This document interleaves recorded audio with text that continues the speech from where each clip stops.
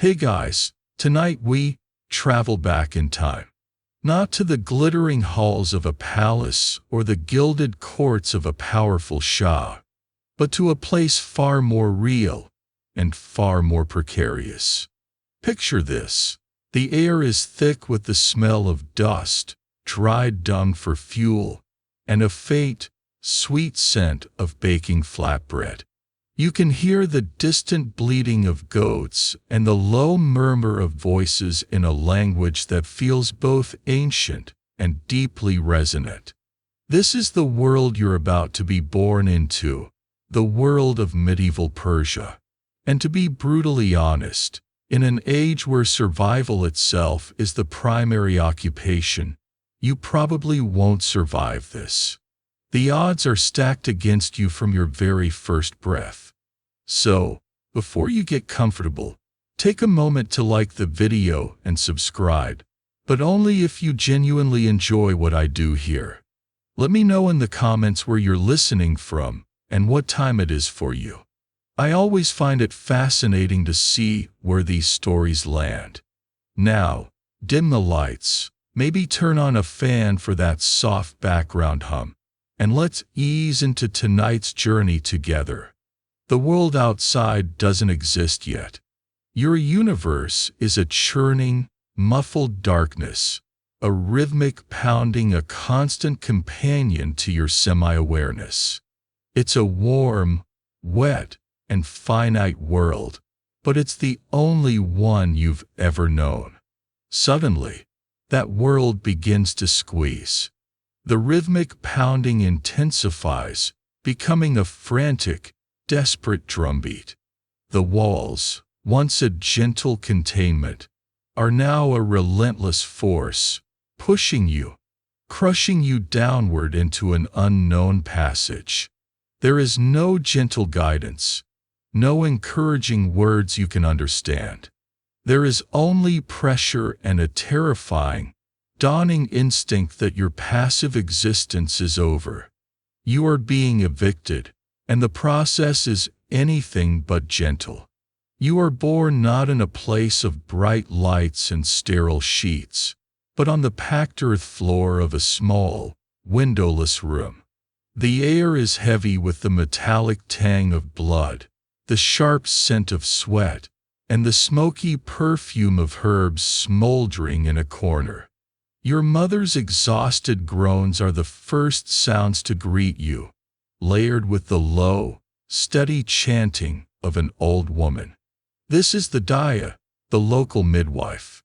Her face, were you able to see it, is a roadmap of wrinkles carved by 100 summers under a harsh sun. Her hands, your first human contact, are not soft or sanitized. They are calloused and rough, their grip firm and practiced as they pull you from the warmth of the womb into the shocking cold of the world. A slap, not a gentle pat, but a hard, stinging impact on your tiny back. It's a practical act, meant to shock your lungs into action, to force out the fluid and draw in that first, agonizing breath of air. You scream. It's a thin, reedy wail that cuts through the thick air of the hut. It's the sound of life, but also the sound of protest against this sudden, harsh reality. The midwife grunts, a sound of satisfaction. You're alive. For now. That's the first hurdle cleared, but it's the lowest of them all. She lays you on a coarse woolen cloth on the floor. It scratches your brand new, sensitive skin. With a knife that was likely used to gut a fish or slice an onion earlier in the day, she saws through your umbilical cord, tying it off with a piece of rough thread. There's no alcohol swab, no antibacterial ointment. The concept of germs is centuries away. Your first major vulnerability, the open wound of your navel, is now exposed to a world teeming with invisible dangers. Tetanus, which people here would call by a more folkloric name, is a constant, deadly threat that can enter through just such a wound, turning a tiny, thriving body rigid and still within days. Next comes your first bath. The water isn't warm and soothing. It's likely tepid, drawn from the village well hours ago, sitting in a clay basin. The midwife might mix in salt or certain herbs, believed to purify and strengthen you. She scrubs you vigorously, her movements efficient, not tender. It's less a welcome to the world and more of a scouring, removing the traces of the womb and preparing you for the hardships to come. Your screams find a new, higher pitch. You are cold, you are raw, and you are utterly helpless. Once you are cleaned, or at least cleaned to the standards of the 10th century, the swaddling begins. This isn't the loose, soft blanket you might imagine. You are wrapped tightly, your arms pinned to your sides, your legs held straight. You are turned into a tiny, rigid bundle, a little human cocoon. This is a near-universal practice, believed to help your limbs grow straight and strong, to keep you warm, and, let's be honest, to make you easier to manage. It feels restrictive, a tiny straitjacket. You can't move, can't flail, can't even bring a hand to your mouth. All you can do is lie there, your eyes squeezed shut, and cry. Now, the focus shifts slightly. With you breathing and bound, the next crucial threat must be addressed. The Chesham Zakhm, the evil eye. Your family believes that envy, or even just admiration from an unlucky person, can cast a curse upon a vulnerable newborn. It's a deeply ingrained historical fact of the region that this belief dictated much of postnatal care. Your protection is paramount. The midwife might take a bit of soot from the fire and smudge it on your forehead or the sole of your foot, a small defacement to make you less perfect and therefore less attractive to malevolent spirits or the envious gaze of a neighbor. A small blue bead, a charm against the evil eye, might be pinned to your swaddling clothes. You are kept indoors, in the dark, for days, sometimes weeks. Visitors are kept to a minimum. The world is full of unseen dangers, and the most potent ones, in the minds of your family, are not microbial, but metaphysical. And what of your family's reaction? It depends entirely on one simple, biological fact. The midwife, after her initial work, will have announced your gender. If you are a boy, a wave of quiet, profound relief washes through the small hut. A son, an heir, however humble, a future pair of hands to work the family's small plot of land, someone to care for your parents in their old age, to carry on the family name. Your father, waiting anxiously outside the birthing room, will receive the news with a proud nod. He might distribute sweets, if he can afford them, to his neighbors. But if you are a girl, the atmosphere is different. There is no joy, only a quiet, weary acceptance. A daughter is another mouth to feed, another body to clothe, and, looming in the future, the crushing expense of a dowry. She is a temporary member of this family, destined to be married off into another. Your mother, exhausted from labor, might turn her face to the wall for a moment. It's not that she doesn't love you, but her world is one of brutal pragmatism. A daughter represents a future burden, not a future strength. This disparity in value is a cruel, fundamental truth of the world you've just entered. The first few days of your life are a monotonous cycle of darkness, constriction, and feeding. Your mother, if she survived the birth, a major if, as postpartum infection and hemorrhage are rampant killers, will feed you. Her own diet is meager, consisting of little more than flatbread and perhaps some onion or a thin yogurt soup. The nutrients she passes to you are just enough to keep you alive. You sleep, you wake, you cry, you feed. That is your entire existence. Historians still argue whether the dayas, the traditional midwives of this era, were seen primarily as medical practitioners or as ritual specialists. The truth is likely a blend of both. Her knowledge of childbirth is purely empirical, passed down through generations. She knows which herbs might lessen bleeding and which chants to murmur against evil spirits. She has seen hundreds of births and knows the signs of a baby in distress, even if her explanations for it are couched in the language of spirits and humoral imbalances rather than science. She is both a comfort and a potential source of deadly infection, a repository of ancient wisdom and what we would now call dangerous superstition. To your family, she is the only expert there is. You are given a name, not after a week of your parents debating trendy options, but on the 7th day in a simple ceremony. The name is chosen by your father or grandfather. It will likely be a name of religious significance: Muhammad, Ali, Hussein if you are a boy, Fatima, or Zainab if you are a girl. Or perhaps you are named for an ancestor, a way of continuing a lineage. The name is whispered into your ear. It is your identity, your link to your faith and your family. It is one of the few things you will truly own. As you lie there, a tightly wrapped parcel of new life, you have already survived a gauntlet that would claim many of your peers. The statistics are grim. Some estimates suggest that nearly half of all children born in this period will not live to see their 5th birthday, with a huge portion of that mortality happening in the first month.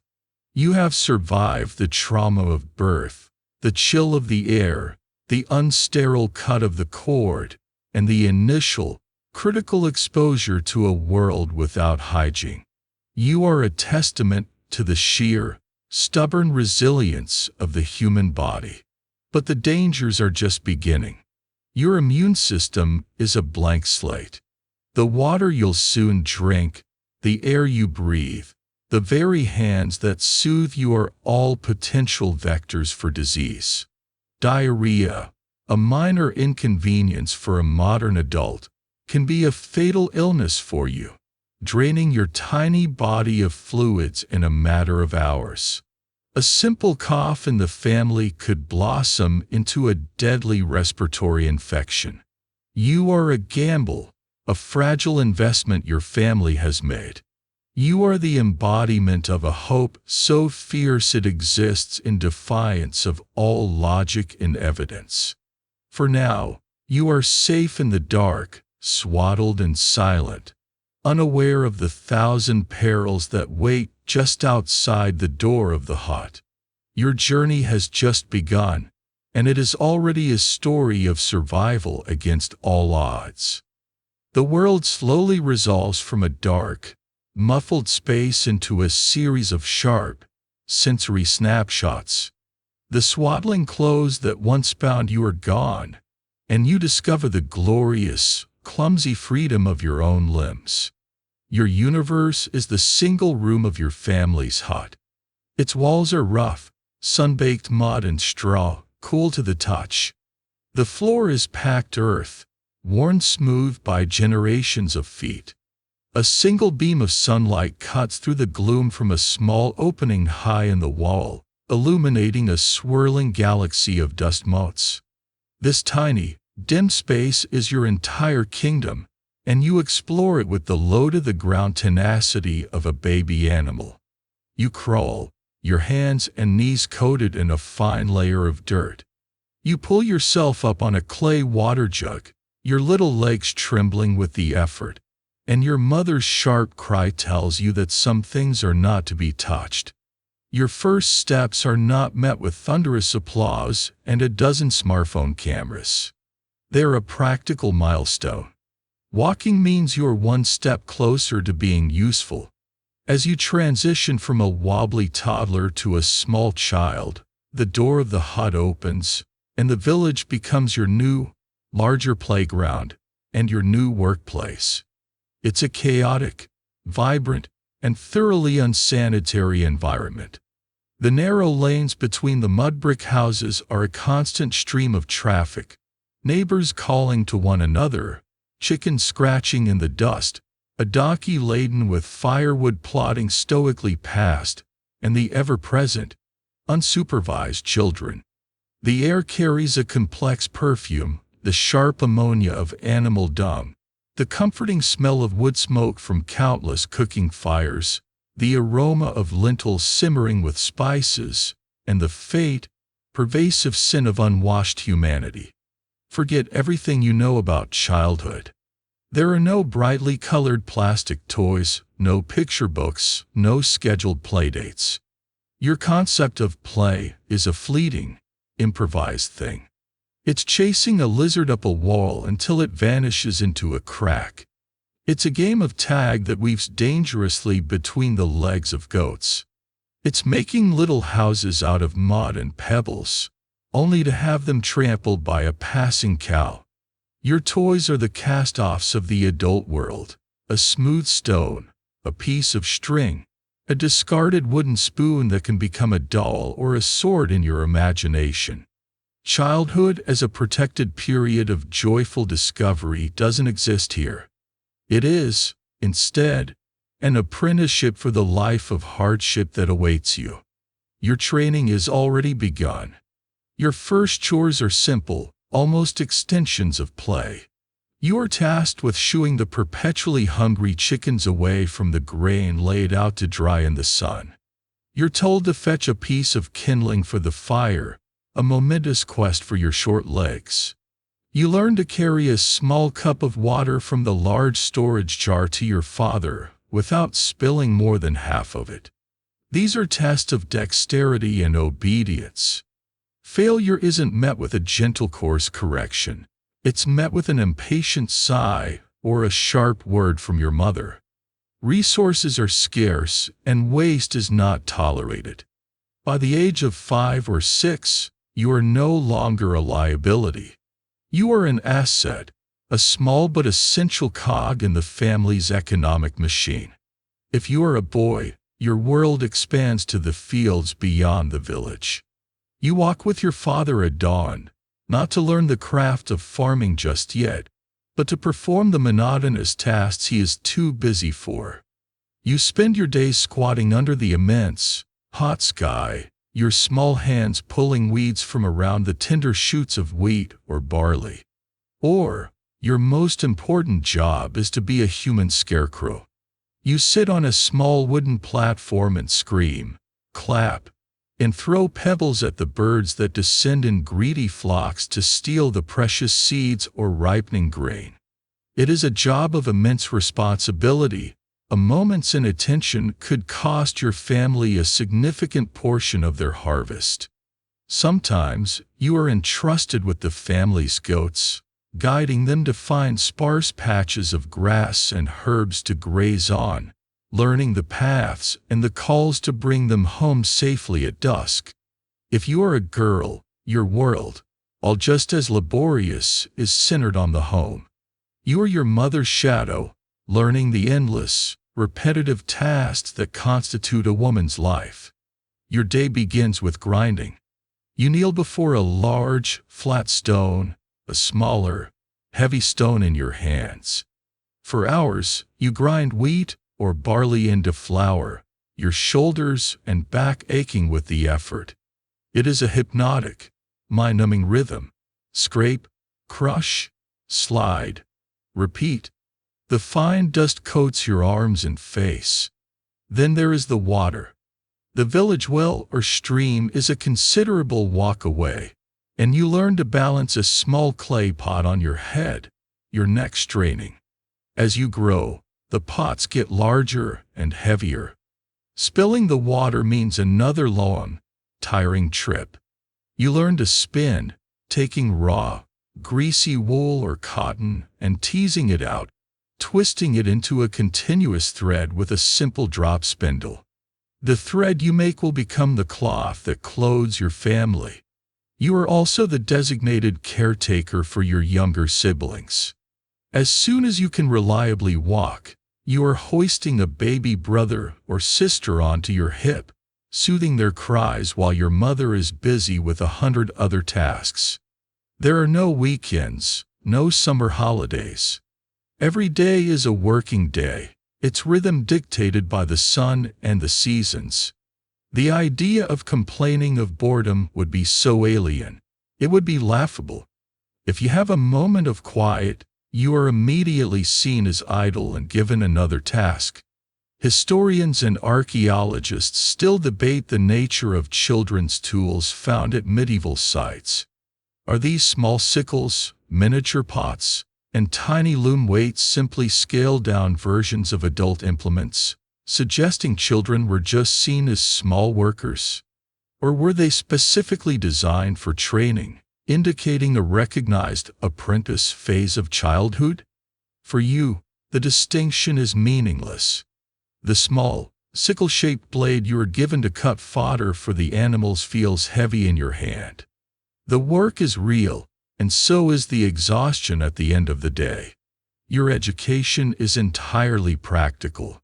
The village mullah might gather the boys under a tree for an hour a day to learn to recite verses from the Quran, tracing the elegant script in a tray of sand. This is the closest you will come to formal schooling.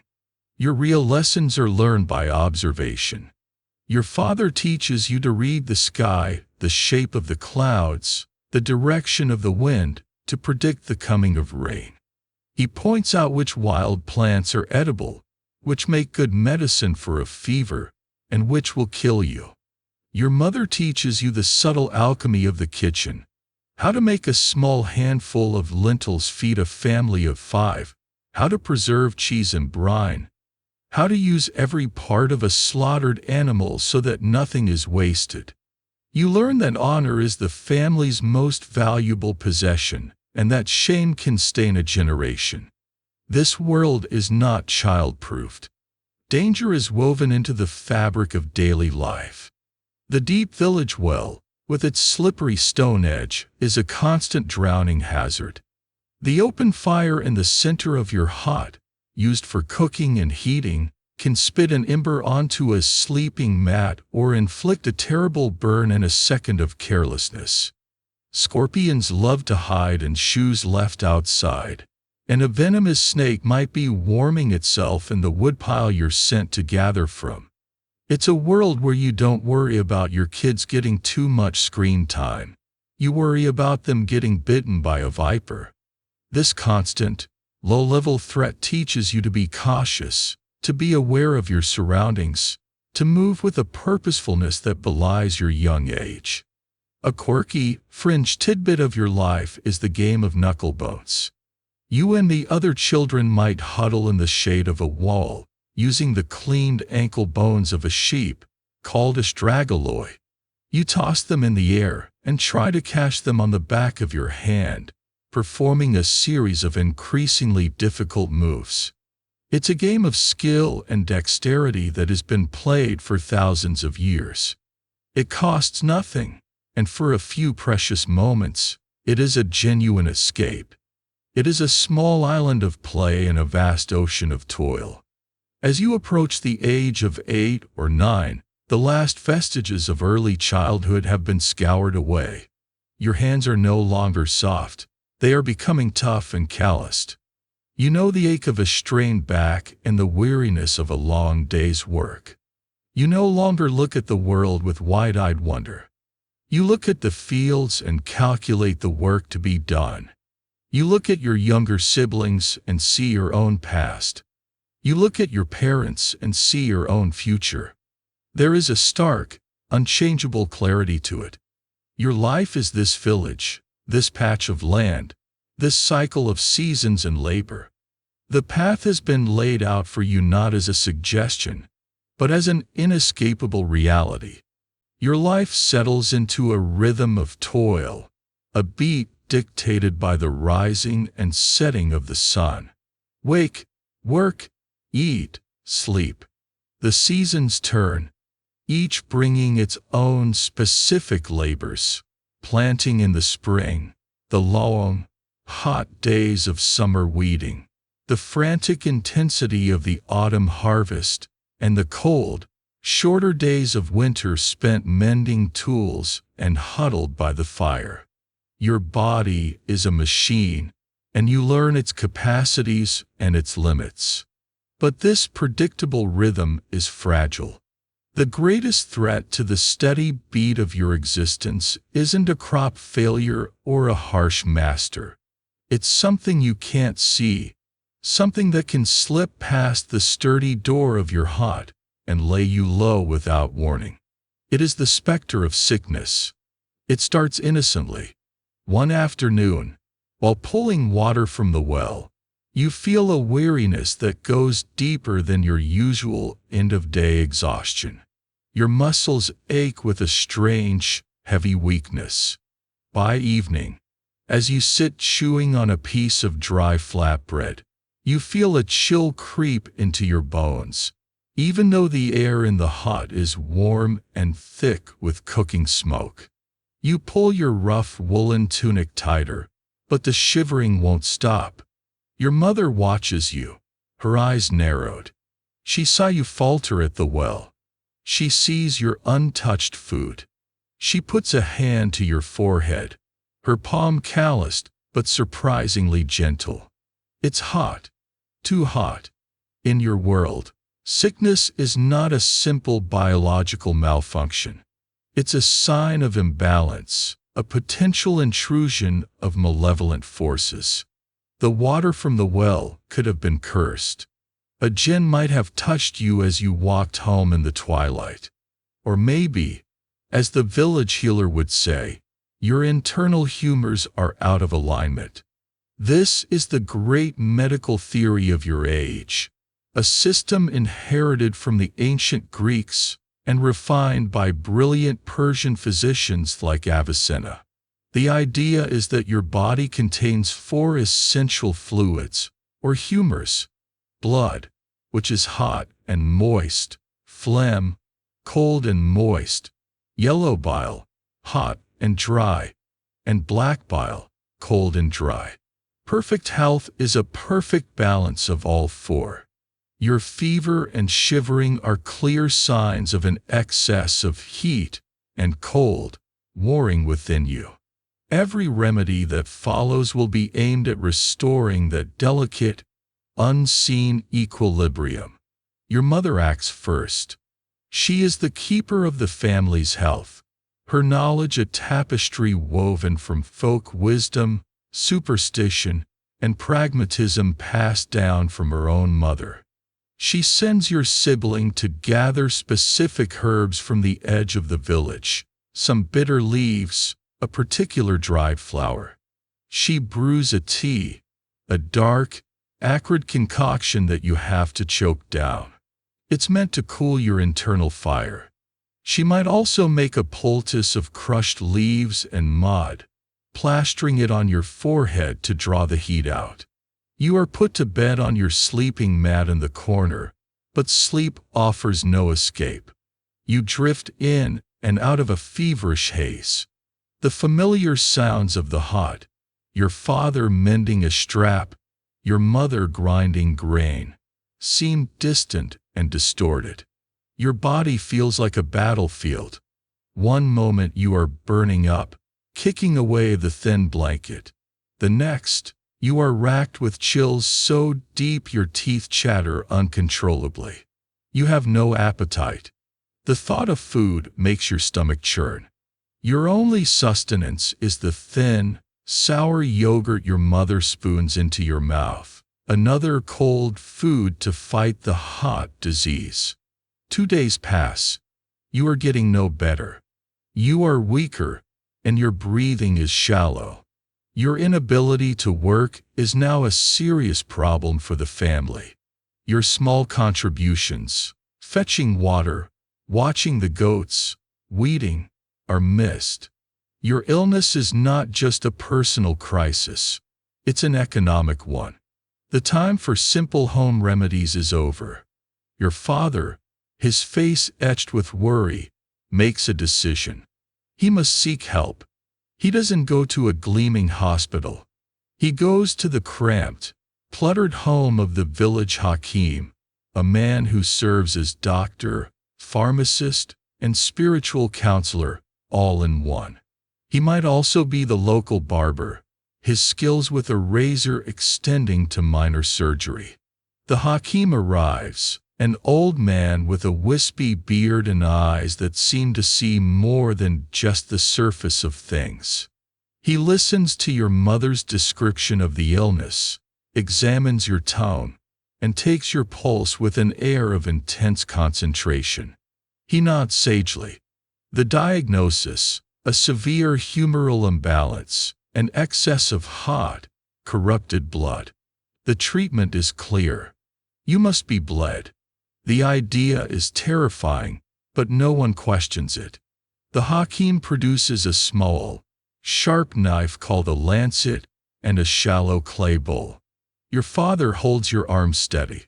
You see the glint of the blade, feel a sharp sting on the inside of your elbow, and then a warmth as your own blood, your very life force, trickles into the bowl. It looks shockingly dark and thick. The hakim watches it intently, as if reading a story in its flow. The goal is to remove the bad blood, the excess humor that is poisoning you.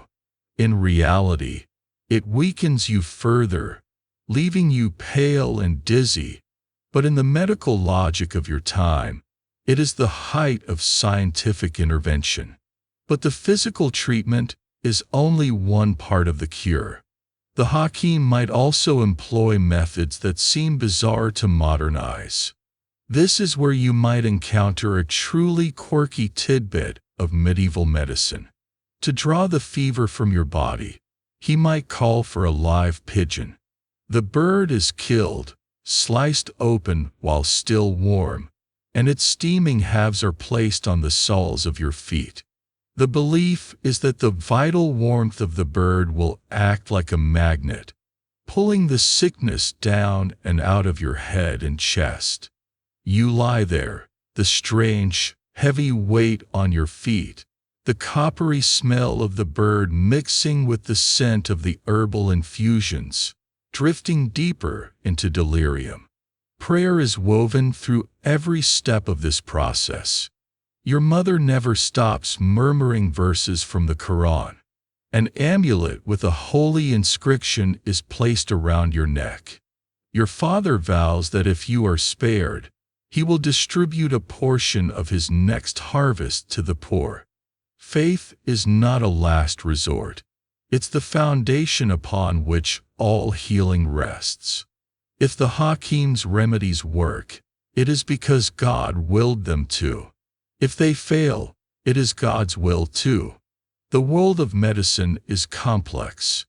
While great physicians in the grand cities of Isfahan or Baghdad are writing encyclopedias of medicine, like the famous Canon of Medicine, which cataloged hundreds of plants and their properties, historians still debate how much of that knowledge actually reached a small, isolated village like yours.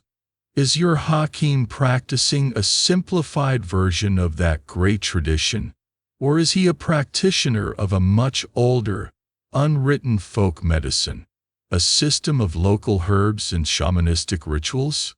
The answer, for you, is irrelevant. He is your only hope. For a few days, you hover in a liminal space between life and death.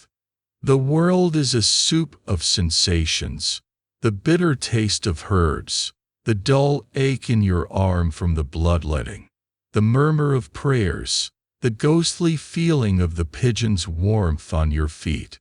Your family watches, their faces grim. Children die from fevers like this all the time. Your little brother or sister might watch you from the doorway. Their expression a mixture of fear and curiosity. They have seen this before. Perhaps they had another sibling who lay on this same mat and never got up again. Then, one morning, something shifts. The crushing heat behind your eyes recedes, just a little. You wake up not in a fiery haze, but in a pool of sweat, your tunic soaked through.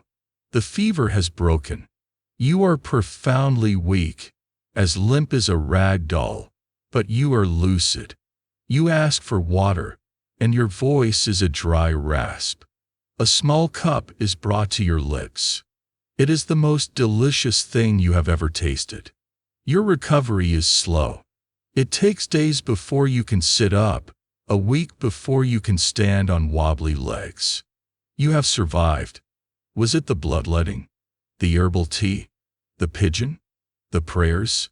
Or was it simply the raw, stubborn tenacity of your own young body?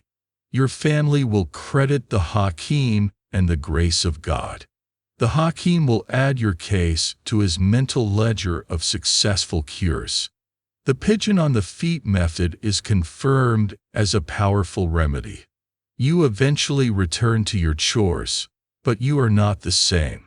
You are thinner, and there is a new awareness in your eyes. You have been to the edge and looked into the abyss. You have felt your own life force draining away and have seen the fear in your parents' eyes. Not just the fear of losing a child, but the fear of a disruption to the family's fragile order. Sickness, you now understand, is a thief that comes in the night to steal not just your health, but your family's security and peace of mind. You carry this knowledge with you as you walk back out into the bright, unforgiving sunlight of the village. Your body is a fragile thing, and keeping it going is the most important and most difficult task you will ever have. The years after your sickness pass in the familiar, steady rhythm of farm work. You grow taller, stronger, the weakness left by the fever a distant memory, like a bad dream. You are now a capable young hand, your muscles hardened by labor, your skin tanned and weathered by the sun. You know the moods of the sky, the feel of the soil, and the weight of a full water jug. Your world is predictable, bounded by the fields you work and the cluster of huts you call home. Then one year, the harvest is marginally better than usual. After setting aside enough grain to survive the winter and to seed the next crop, your father is left with a small, precious surplus. It's enough to sell. It's enough to pay the looming taxes and perhaps, if the price is good, to buy a new, sturdy blade for the family's worn-out plow. And you, now a boy on the cusp of adolescence, are deemed old enough and strong enough to go with him to the city. The word itself, the city, is a legend, a myth whispered by the occasional traveler who passes through your village. It's a place of 1,000 mosques, a palace of glittering tiles, a market where anything in the world can be bought or sold. Your excitement is a nervous, fluttering thing in your chest. You wake long before the sun, the air cool and sharp in your throat. Your mother gives you a bundle containing a few pieces of flatbread and a small chunk of salty cheese. Your father hefts the sack of barley onto his own shoulders. It is far too valuable to trust to a donkey that could stumble or be stolen. He gives you a firm look, a silent command to stay close and do exactly as you are told. And then you are off, walking away from the sleeping village into the gray, pre-dawn light. The road is not a road, but a track, carved into the earth by centuries of footsteps, hooves, and wooden wheels. The walk is long, the sun climbing higher in the sky, beating down on your head. The landscape, at first so familiar, slowly changes. You see hills and rocky outcrops you've never seen before. You pass other travelers. A family, even poorer than yours, their faces grim. A messenger on a lean, fast horse who thunders past in a cloud of dust, not even glancing at you. A small group of merchants, their donkeys laden with colorful carpets, who give your father a curt nod. Each one is a story, a hint of the vast, busy world that exists beyond your own. You drink sparingly from a water skin, the water already tasting warm and stale. Your feet, tough as they are, begin to ache. You smell the city before you see it. A faint but unmistakable odor on the wind, a complex mix of wood smoke, livestock, and something else, a sour, pungent smell of thousands of people living in close quarters. Then, you crest a low hill, and you see it. It takes your breath away. It is not a village. It is a sprawling giant, a brown-gray stain on the landscape, encircled by a high, formidable wall of baked brick. You can see the rounded domes of mosques and the sharp peaks of minarets piercing the sky. The sheer scale of it is terrifying and exhilarating. Your village could fit into one small corner of it a dozen times over. The low, constant hum you've been hearing for the last hour grows into a dull roar, the sound of 1,000 hives buzzing at once. The city gate is a vortex of chaos. A river of people, animals, and carts is being funneled through a single massive archway. Stern-faced guards armed with spears watch everyone, their eyes lingering on peasants like you and your father. You cling to your father's tunic, your eyes wide. You have never seen so many people in your life. There are farmers like you, but also turbaned merchants in fine robes, soldiers in leather armor, veiled women moving in silent groups, and beggars with outstretched hands and hollow eyes. You hear dialects and accents that are strange to your ear. The air is thick with shouts, the braying of donkeys, the bleating of goats, and the creak of cartwheels. It is a dizzying, overwhelming flood of humanity, and you are just a tiny, insignificant drop in its current. Your father navigates the crush with a grim determination, pulling you along into the maze of streets inside the walls. If the area outside the gate was a river, the bazaar is a whirlpool. You are plunged into a labyrinth of narrow, covered alleyways, so crowded that you have to move in a constant shuffle. The sunlight struggles to pierce the canopy of awnings and second-story overhangs, creating a world of stripes and shadows. And the sensory assault intensifies. On one side, a vendor shouts the virtues of his dates, piled high in sticky, glistening pyramids. On another, the air is thick with the metallic scent of a coppersmith shop, the rhythmic clang-clang-clang of his hammer echoing off the walls. You turn a corner and are hit by a wave of fragrance from a perfume cellar, a sweet, heady mix of rosewater and sandalwood that is so luxurious it almost makes you choke. Turn another, and the stench from a butcher's stall, with its fly-covered carcasses hanging from hooks, makes your stomach lurch. You soon realize this chaos has an order to it, a fact of urban life in the medieval world. The bazaar is meticulously organized. Your father walks with purpose, moving from the cacophony of the general market into a quieter alley. Here, the air smells of dust and dry goods. This is the suck of the grain merchants. Sacks of wheat, barley, millet, and rice are piled high. Men with shrewd eyes use scales to weigh out measures, their movements quick and precise. You watch, silent and wide-eyed, as your father engages in the timeless ritual of haggling. It's a tense negotiation, a performance of feigned indifference, sharp offers, and weary counteroffers. Finally, a price is agreed upon. Your father's shoulders slump in relief. He carefully counts the small silver coins he is given, tucking them deep into a pouch inside his tunic. With the sale made, he takes you deeper into the bazaar to buy the plow blade. You pass through the alley of the leather workers, the pungent smell of tannins filling the air.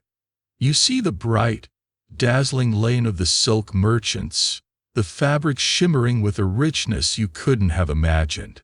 In a small, noisy square, a crowd is gathered. You crane your neck to see a storyteller, a man with a booming voice and dramatic gestures, recounting a tale of heroes and demons from the Shahnameh, the great Persian epic. The crowd is captivated, hanging on his every word. This is their entertainment, their cinema. It's a quirky, vibrant slice of city life, a form of art completely absent from your village. But for every wonder, there is a horror. You see a beggar holding up the stump of an arm, his eyes pleading. You see a man locked in a wooden stockade in a public square, a sign declaring him a thief, his face streaked with tears and grime as children throw refuse at him. The city's justice is as swift and public as its commerce. This is not a place that hides its cruelty. Historians still debate the degree of social mobility a place like this offered. Could a boy like you truly leave the farm, become an apprentice to that coppersmith or weaver, and forge a new life?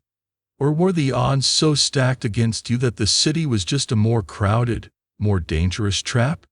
Looking at the desperation in the eyes of the poor, you suspect the latter. Before you leave, your father does something extraordinary. He stops at a small stall where a man is frying dough in hot oil, then dipping it in honey. He hands one of the precious silver coins to the vendor and receives a small, sticky pastry. He breaks it in two and gives you half. You take a bite. The explosion of sweetness, fat, and flavor is unlike anything you have ever tasted. Your entire diet has been one of savory subsistence: bread, lentils, salty cheese. This is pure, unadulterated pleasure. The memory of that taste will stay with you for years, a benchmark for luxury. As the sun begins to dip low, casting long shadows down the alleys, you begin the long walk home. Leaving the city is like waking from a strange, intense dream. As you move away from the walls, the roar of the crowd fades back into a hum, and then into silence, replaced by the familiar chirping of crickets. When you finally see the single plume of smoke from your village's communal oven, it looks impossibly tiny and fragile. That night, lying on your mat in the quiet darkness of your hut, your body aches but your mind is racing. The phantom sounds of the bazaar, of the hammering, the shouting, the storyteller's voice, echo in your ears. You can still smell the phantom scents of spices and perfume, and the taste of the honey pastry is a ghost on your tongue. The trip has irrevocably widened your world. The village is no longer the entire universe. It is a small, quiet island in a vast, chaotic, and sometimes wonderful ocean. A seed has been planted. A seed of knowing that something else exists. And this knowledge changes everything. The ghost of that city pastry follows you home. It lingers in your memory, a phantom of impossible sweetness. Weeks after the trip, as you sit chewing on your evening meal, you can still summon the taste of it, the crackle of the fried dough, the rich, floral flavor of honey. It was more than food. It was a message from another world, a world where eating could be an act of joy. Then you look down at the communal bowl in the center of your family's floor, and the ghost vanishes, banished by the stark, unchanging reality of your life. Your diet is not one of joy. It is a diet of desperation, a monotonous, wearying cycle of grains.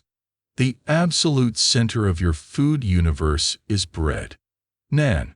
But you must forget any image you have of a soft, airy loaf. The bread of your life is a tough, leathery flatbread, made from coarse barley flour. Wheat is a cash crop, something to be sold at the market in the city to pay the taxes. Barley is what you keep. It's a hardier grain, able to survive on poorer soil, and with less water, the reliable friend of the peasant farmer. Every few days, your mother makes a dough of flour, water, and salt. There is no yeast. That is a luxury. She needs it, her strong arms working the stiff, uncooperative mass. Then she carries it to the village's communal oven, a large clay cylinder called a tanner sunk into the ground. She slaps the flattened discs of dough onto the searingly hot interior walls, where they stick, blistering and cooking in moments. The bread she brings back is smoky, chewy, and gritty. Sometimes you can feel the tiny bits of stone from the grinding process between your teeth. This bread is not a side dish. It is the meal. It is your plate, holding a scoop of whatever else you might have. It is your spoon and fork, torn into pieces to scoop up the thin stew. It is the bulk of every single calorie you consume. In the morning, you wake and chew on a piece of yesterday's bread, perhaps dipping it in water to soften it. For your midday meal, which you eat squatting in the shade of a rock out in the fields, it is more bread, accompanied by the sharp, pungent bite of a raw onion. The onion is your spice, its harsh flavor a welcome distraction from the blandness of the bread. Your evening meal is the only one that is hot. It is a pottage, a thin, watery stew called ash. Into a pot of boiling water goes a handful of lentils or chickpeas, salt, and whatever wild, bitter herbs your mother could forage from the hillsides. You and your family gather around the single bowl, tearing off pieces of your bread and dipping it in, chasing the few precious legumes around the bottom until every last drop of the murky broth is gone. The list of things you eat is short. The list of things you don't eat is endless. Meat is a fever dream, a memory so potent it makes your mouth water to think of it. You might taste it 2 or 3 times a year, perhaps at the great festival of Eid al-Adha, when a few wealthy families in the village sacrifice a sheep and distribute some of the meat to the poor, or at a wedding, where the extravagant smell of a roasting lamb fills the air for miles around. On those rare days, you are given a few small, greasy morsels. You chew them slowly, making the flavor last, the rich, savory taste a shocking contrast to your daily fare. The fruits you saw in the city, the peaches, the melons, the pomegranates, are grown in walled orchards for the rich. They are not for you. Your fruit is a handful of wild, sour berries you find on a bush, or the figs from a gnarled old tree that belongs to the whole village, its fruit stripped bare the moment it ripens. If your family is fortunate, you own a goat. This single animal is a lifeline. It provides a trickle of milk, which is never drunk fresh. It's too precious. Instead, your mother transforms it. She lets it ferment into a thick, tangy yogurt called mast. A dollop of yogurt mixed with water creates dog, a refreshing, sour drink that is safer to consume than the often contaminated water from the irrigation ditch. Some of the yogurt is strained and salted, pressed into a simple, crumbly cheese that will last for weeks. A tiny piece of this cheese, eaten with your bread, feels like a feast. But the most ingenious creation is kashk. This is a true, quirky artifact of your culinary world. The yogurt is salted and strained until it's almost dry, then formed into hard little balls that are left to bake in the sun until they are as hard as rocks. In this form, they are preserved indefinitely. In the dead of winter, when there is little else, your mother can take one of these stones of kashk, break off a piece, and dissolve it in hot water to create a thin, sour, and deeply savory broth for your stew. It is a clever, ancient technology of survival. Historians and archaeobotanists still debate the true diversity of the medieval peasant diet. Court poets wrote of lavish banquets with dozens of dishes, and city markets teemed with produce from across the empire. But how much of that ever reached you? When archaeologists excavate a village like yours, they find the carbonized remains of barley, lentils, and little else. Is that the whole story? Were you truly living on the edge of starvation, or was there a hidden harvest? The truth is, you are a forager. Your constant, low-level hunger makes you one.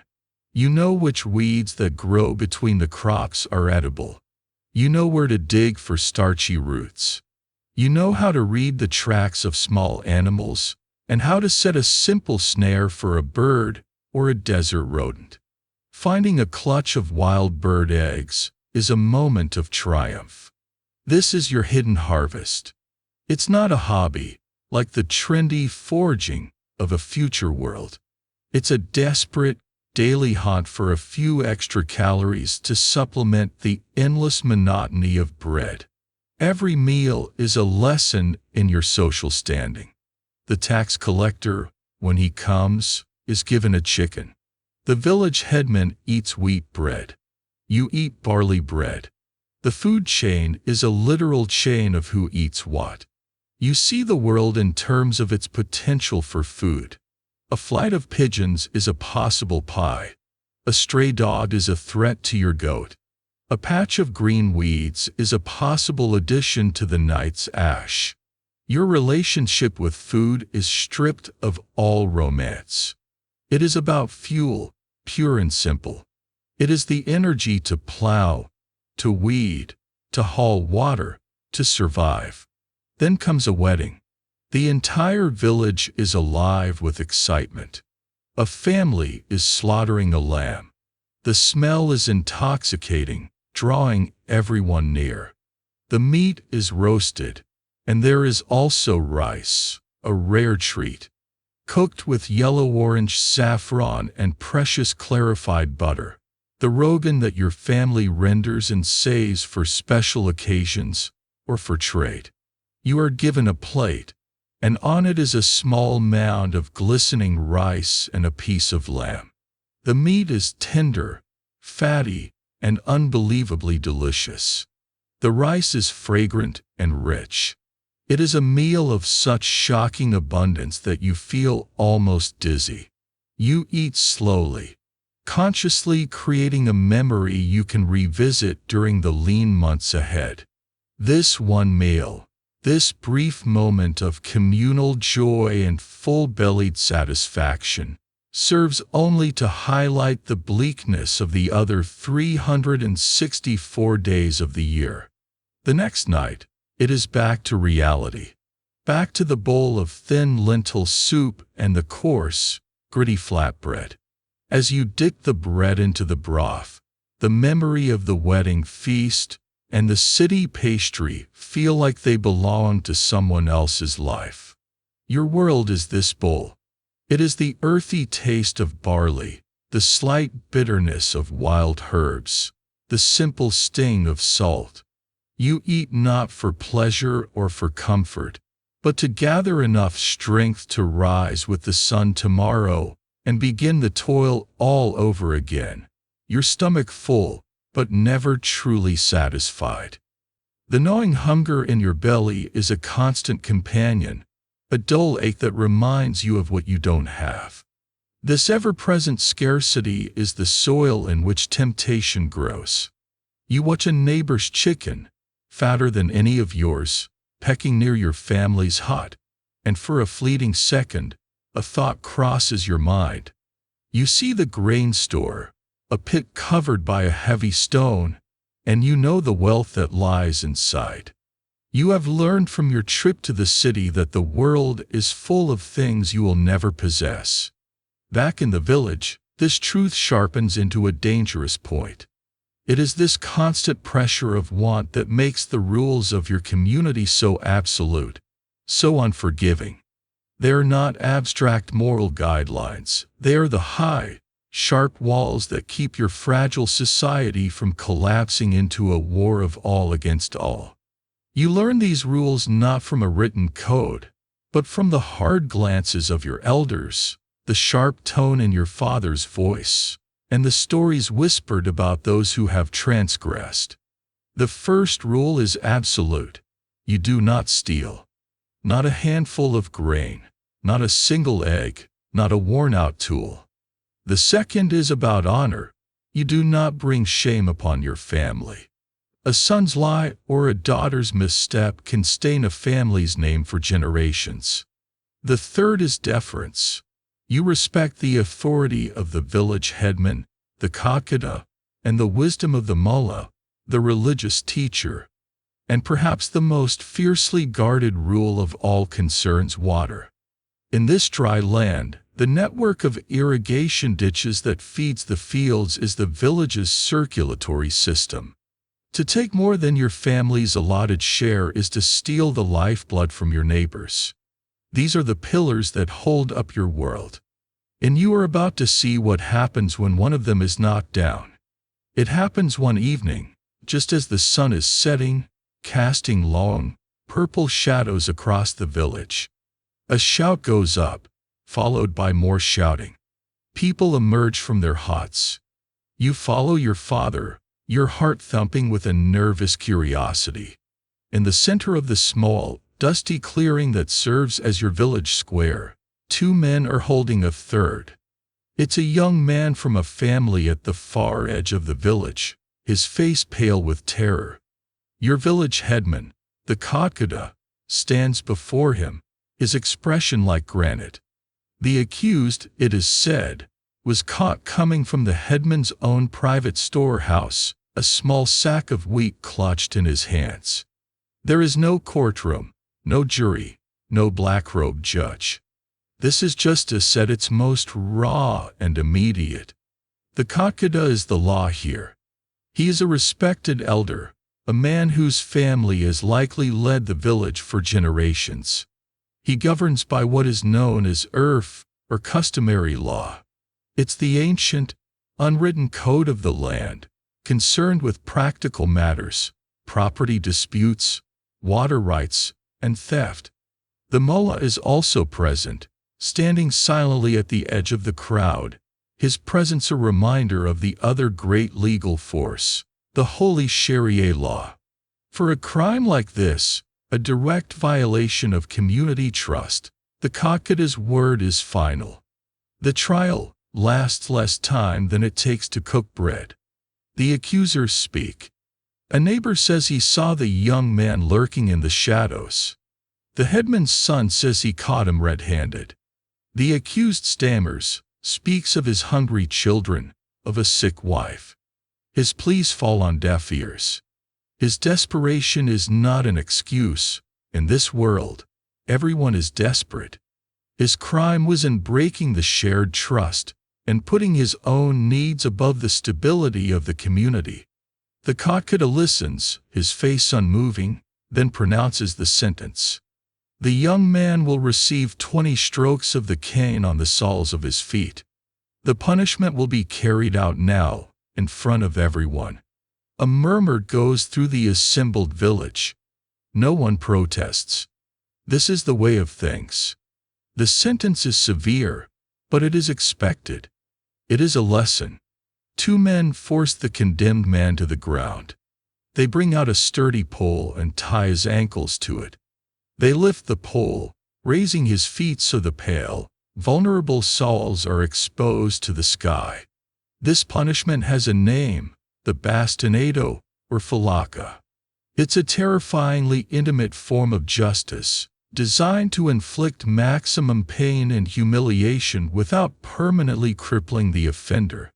After all, a man who cannot walk cannot work, and every pair of hands is needed. You stand beside your father, who puts a heavy hand on your shoulder, ensuring you watch. This is part of your education. The headman's son is given a long, flexible cane. He tests it, whipping it through the air. The sound is a sharp whistle that cuts the evening silence. Then the punishment begins. The cane comes down with a sickening thwack against the soft flesh of the man's feet. He screams, a raw, animal sound of pure agony. The villagers watch in silence, their faces illuminated by the flickering torchlight. You can hear the man's wife sobbing somewhere in the crowd. Every stroke is counted out loud. 5, 6, 7. The sound of the impacts is something you feel in your own bones. You want to look away, to cover your ears, but your father's grip is firm. You must see. You must learn. You are filled with a confusing mix of terror and pity. You understand why he stole. The hollow ache of hunger is your own constant companion.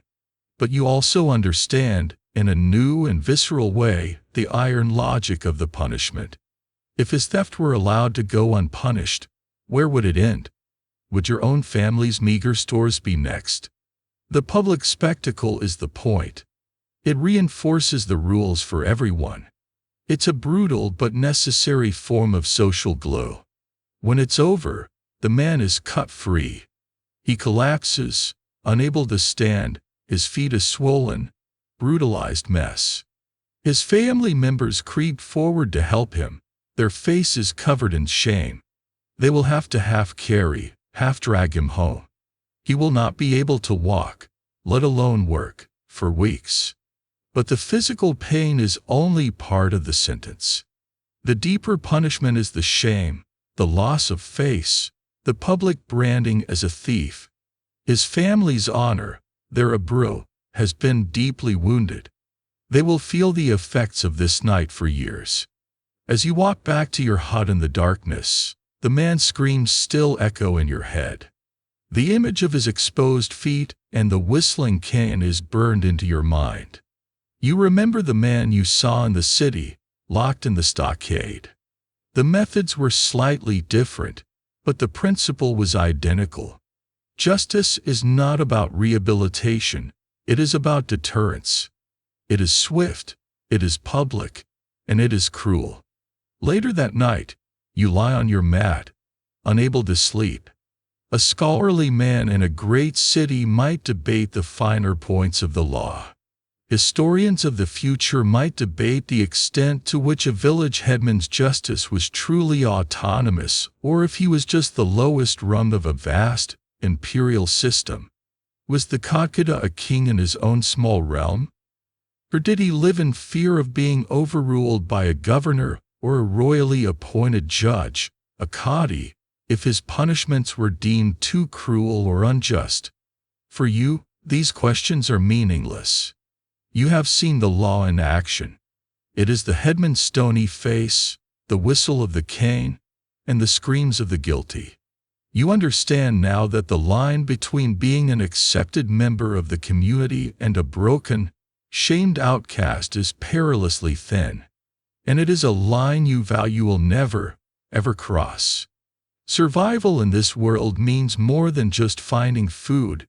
It means staying inside the brutal, unforgiving cage of its rules. The fear instilled by the public punishment of the thief settles deep into your bones. It becomes a part of you, a constant, quiet reminder of the rigid lines that govern your life. You know your place. You are a peasant, a farmer, a twallow of the soil. Your world is one of deference to the Kakada, of respect for the mullah, of tireless work for your family. The social order is a steep and unforgiving mountain, and you are near its base. You accept this. It is the way of the world, ordained by God and tradition. But you are about to learn that beneath the hard-packed earth you stand on, there is another level, a cellar of human existence so deep and dark you had never even conceived of it. The lesson arrives not with a shout, but with the clatter of hooves and a cloud of dust on the horizon.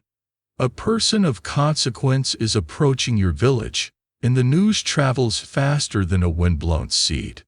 It's not the Shah, of course, or even a great general, but a figure of immense importance to your small world, a regional tax official, a wealthy functionary from the provincial capital, making his rounds. He travels with an entourage, a small bubble of city power moving through the rustic landscape. As they draw near, the entire village stops work to watch, your people standing in silent, resentful awe. There are 2 armed guards on horseback, their helmets gleaming in the sun. There are a few paid servants, bustling with an air of self-importance. And then there are others, who walk beside the camels laden with tents and supplies. These others are the reason for the silence. They are slaves. You have heard stories of slaves, but seeing them is different. One in particular catches your eye. He is a man with skin far darker than anyone in your village, the deep black of polished ebony. He is likely a Zanj, captured from the Swahili coast of Africa and brought thousands of miles on a brutal journey to serve here, in Persia.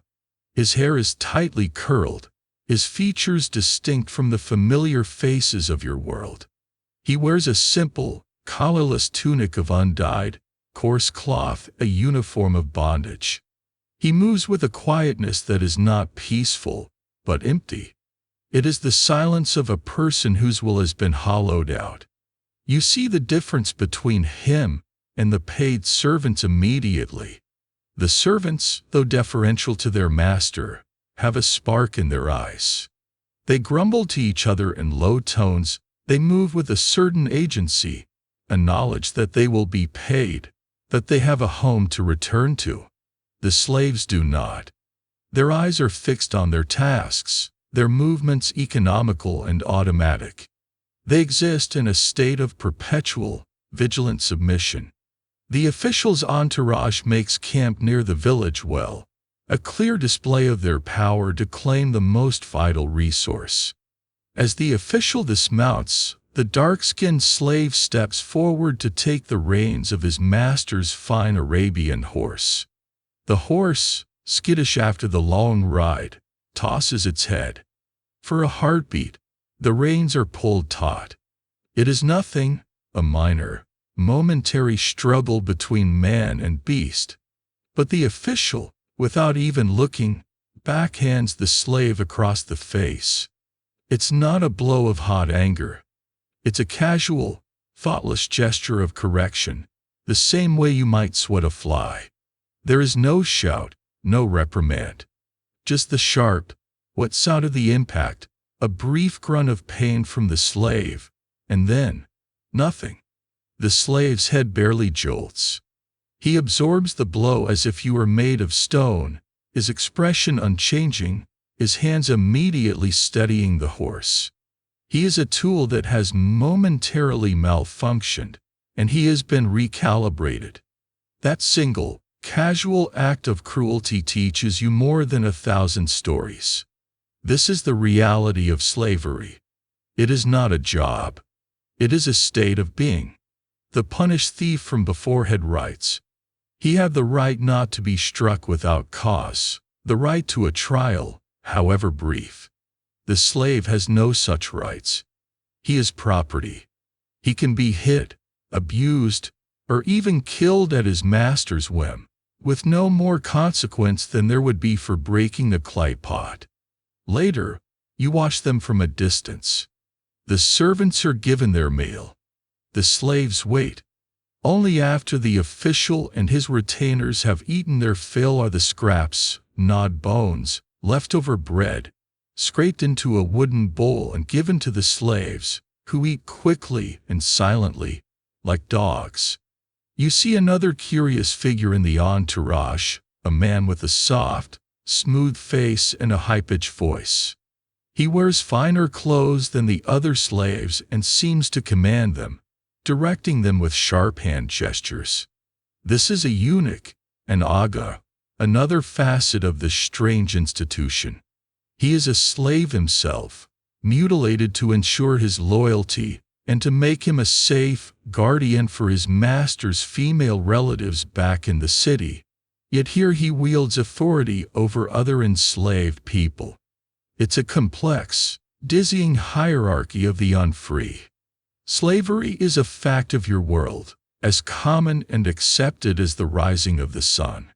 The great armies of the caliphs and shahs are often filled with slave soldiers, the ghilman or mamluks, who could, paradoxically, rise to positions of incredible power. The grand houses of the cities are run by domestic slaves. The fields of vast estates in hotter lands are worked by gangs of laborers. It is an institution enshrined in the law, a law that, while defining them as property, also technically commands masters to provide food and shelter. Historians of a future age will debate the lived experience of these millions of souls. Was the slave who was treated like family, educated, and loved, a common reality? Or was that a rare exception, a comforting story told to justify a brutal system? Looking at the vacant eyes of the Zan slave as he tends the horses, you feel you know the answer. The benevolent master is a myth. The reality is the casual blow, the leftover scraps, the utter and complete dehumanization. A new and chilling understanding dawns on you. Your life is one of grueling, back-breaking hardship. You are poor, you are often hungry, you are bound to this land and its endless cycle of toil. But you are not a slave. You are free. Your father cannot be sold. Your mother cannot be taken from you to serve in a rich man's house. You have a family name, a lineage, a community that, for all its harshness, recognizes you as one of its own. You have a soul that is considered your own. The man by the fire has none of these things. His past has been erased, his future belongs to his master, and his present is a state of non-existence. The realization fills you with a profound and complicated emotion. There is pity, of course, a deep, aching sorrow for this man's fate. But beneath the pity is a new and terrifying strain of fear. The line between your life of hardship and his life of nothingness is the line of fortune. It is the look of being born into a family, a village, that is still free. It is the mercy of not having had your home overrun by conquering armies or slave raiders. Your freedom, which you have never even considered because you've never known its absence, suddenly reveals itself to be the most precious and most fragile thing you possess. The next morning, the official and his entourage are gone. They pack up their tents and move on, leaving behind only the trampled ground near the well and the lingering sense of intrusion. For the village, it is a relief. They were a disruption, a reminder of the power that looms over them. For you, it is a permanent change in your understanding of the world. You go back to your chores, your hands working the familiar tools, your feet walking the familiar paths. But now you see it all differently. The brutal justice of the Kodkada was the price of order. The casual cruelty shown to the slave is the price of disorder, of being entirely outside that order. It is the fate of those with no one to speak for them, and no place to call their own. You look at your own calloused hands, hands that ache from pulling weeds and hauling rocks. They are the hands of a poor peasant at the bottom of a rigid world. But they are the hands of a free man. And for the first time in your life, you feel a grim, quiet, and profound thankfulness for that single, stark fact. You have survived the perils of birth, the toil of childhood, the ravages of disease, and the lessons of justice and social order. You are now a young adult. If you are a man, your back is strong and your hands are calloused. You can do the work of any two boys.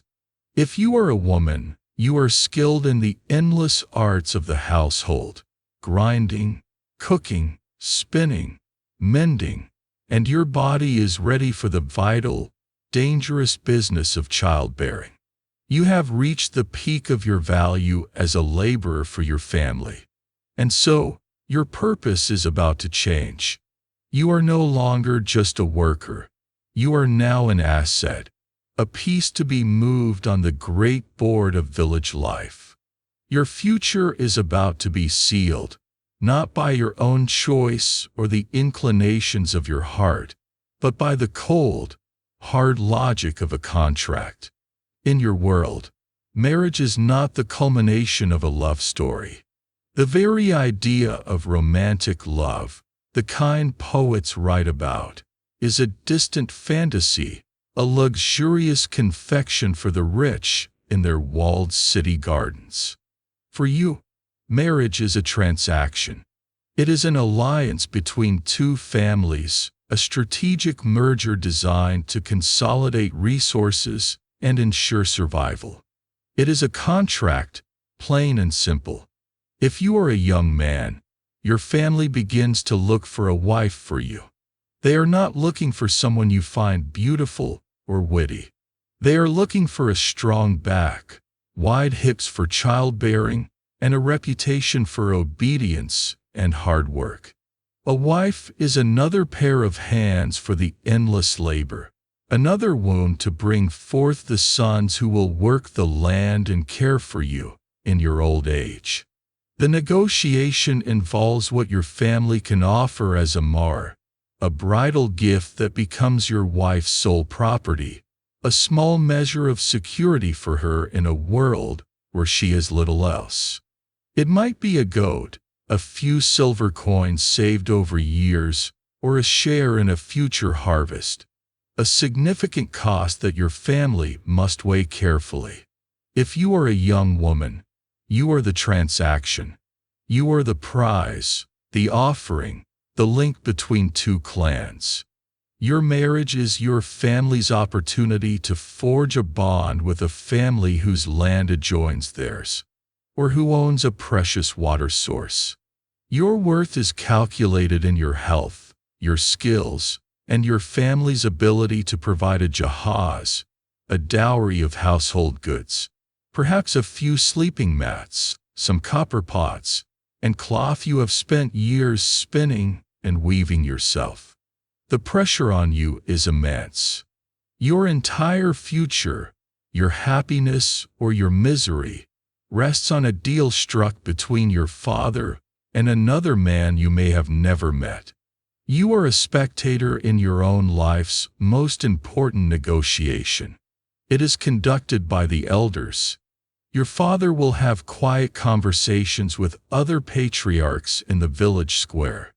Inquiries will be made through the women at the well. Is their family honorable?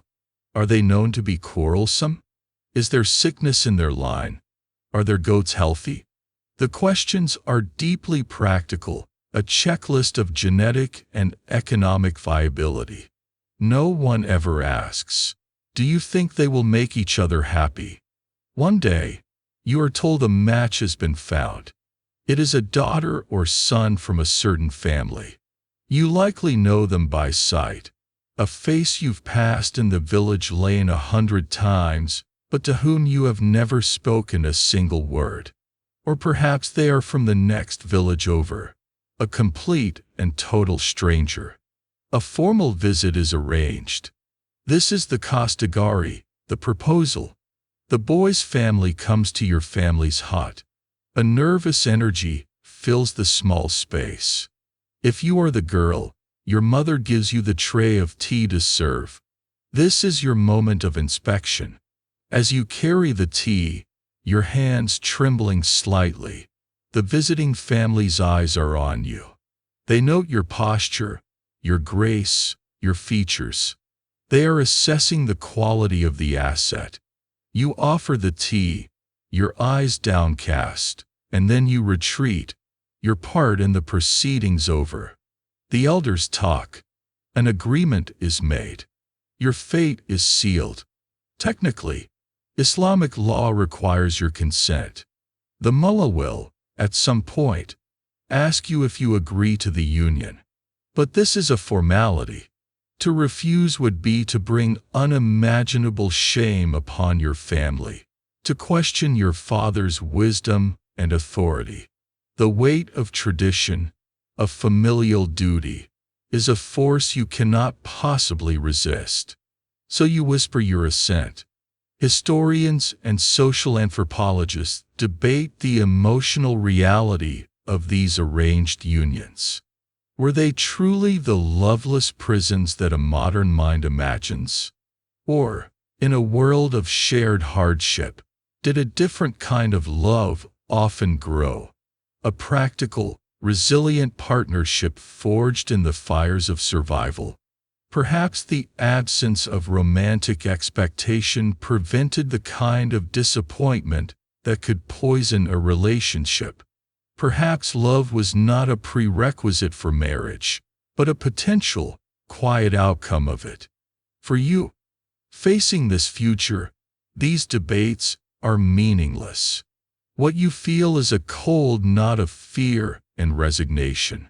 If you are the bride, the fear is overwhelming. You will be leaving the only home you have ever known. You will be sent to live among strangers, under the absolute authority of your new mother-in-law. She will be your new master, directing your every task, judging your every action. Your own mother gives you quiet, urgent advice in the days before the wedding. Keep your head down. Work hard. Obey your husband. Never complain. Make his family love you. It is the only way you will survive. The wedding day, the arusi, is not the lavish party of your dreams. It is a brief, practical ceremony. The mullah recites the necessary prayers and reads the marriage contract, the nikah, which outlines the terms, including the value of the mahr. You and your new spouse sit, barely looking at each other. The village shares in a modest feast if the families can afford it, a meal of roasted meat and rice that cements the new alliance in the public eye. Then comes the hardest moment. The women of your family escort you to your husband's home. Your mother cries. You cry. It is a funeral for your old life, your childhood. You cross the threshold of your new home, and the door closes behind you. The first days are a blur of awkwardness and anxiety. You are now sharing a small corner of a crowded hut with a stranger. You learn the rhythms of this new family, their ways of doing things, the tempers of your new in-laws. Your husband is not your friend or confidant. He is your new partner in the business of living. Your relationship begins not with whispered secrets and tender touches, but with shared chores. You walk with him to the fields. You hand him his bread at the midday meal. You lie beside him on a mat at night, the sounds of his family sleeping all around you. Two separate people yoked together by a contract. There is no honeymoon, no period of adjustment. The sun rises the next day, and the work is there, waiting. The goats must be milked, the water must be fetched, the fields must be tended. Life does not pause for your new union. You simply fold your labor into the labor of this new family. You work beside your husband, a silent understanding passing between you, an understanding of the weight you both carry.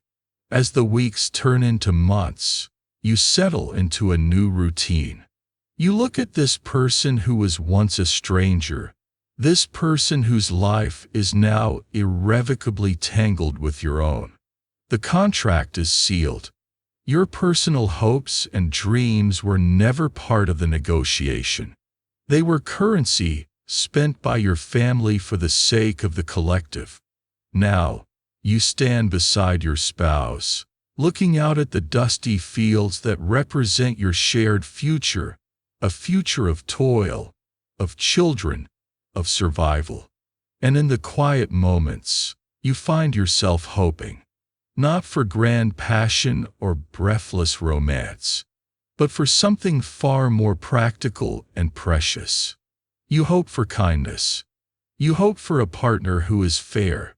You hope for a companion who will face the long, hard, cruel years ahead with a steady heart and a strong back, just like you. The hope for a kind partner, for a reliable fellow laborer, is the only prayer you have time for. The contract is sealed, the awkward first weeks have passed, and now your new life has begun. But it is not a new life at all. It is the same life, the same relentless cycle of toil, only now you face it yoked to another. Your individual identity has been subsumed into a new unit of production, the family. The rising of the sun is your signal to begin. It's setting your only permission to stop. This is the grind of a farmer's life, a story told not in words, but in aching muscles, in the turning of the seasons. Your year begins not on a cold winter day, but in the spring, with the festival of Norus.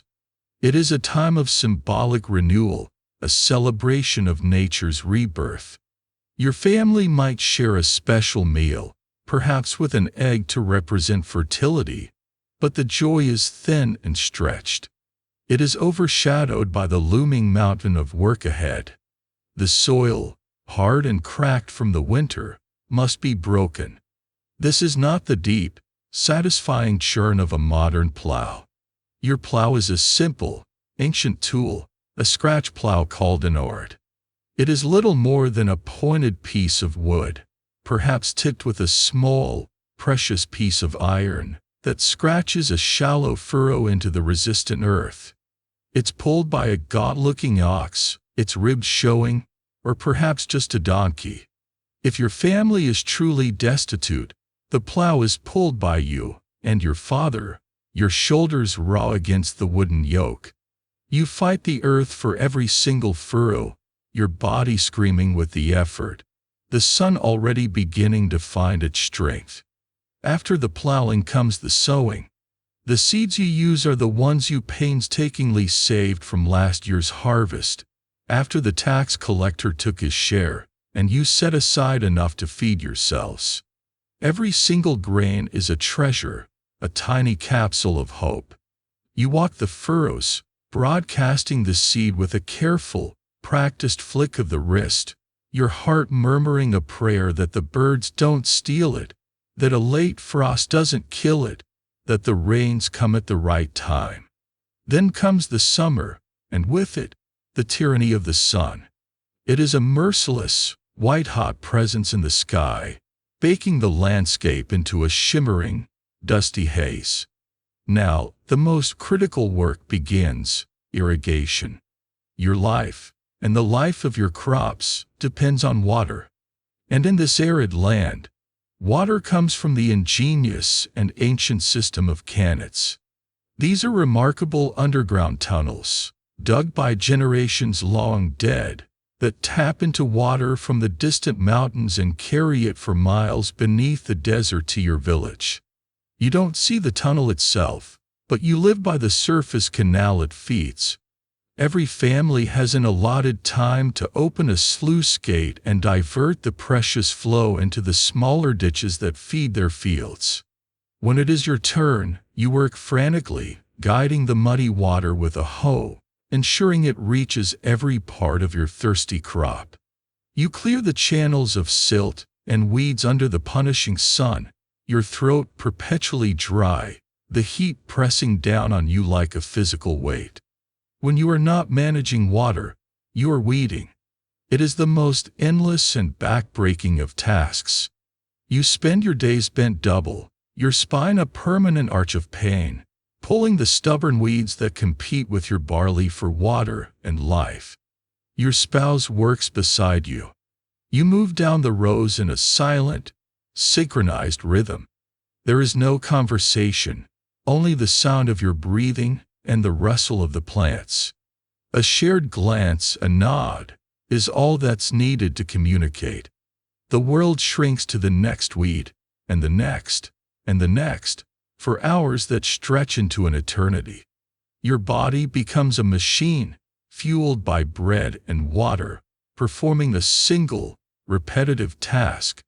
As summer bleeds into the searing heat of late August, the barley heads turn from green to a dusty gold. A new anxiety fills the air. The harvest is coming. It is a race against time, a period of frantic, non-stop labor. A sudden hailstorm, a swarm of locusts, or a fire could wipe out your entire year's work in a single afternoon.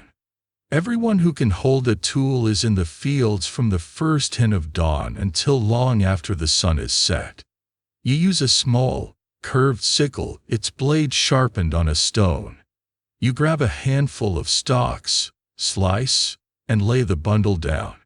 Grab, slice, repeat. Your fingers are cut, your back is a knot of fire, but you cannot stop. The cut stalks are carried to the threshing floor, a patch of ground packed hard as stone. Here, the grain must be separated from the stalk. You use a flail, a simple tool of 2 sticks joined by a leather thong. You and your family beat the piles of barley in a steady, percussive rhythm, thump, thump, thump, the sound echoing across the fields. The air fills with a thick cloud of dust and chaff that coats your sweaty skin, fills your lungs, and makes your eyes water. When the grains are beaten loose, the next step is winnowing. You use a wooden fork to toss the mixture into the air. The wind, your unpaid servant, carries away the light, useless chaff, while the heavier, precious grains fall back to the mat below. It is a skilled, dusty art, another battle of sweat and muscle. Agricultural historians of the future will debate the productivity of this system. They will marvel at how cities were sustained by such simple technology and intense human labor. They will discuss crop yields and soil exhaustion.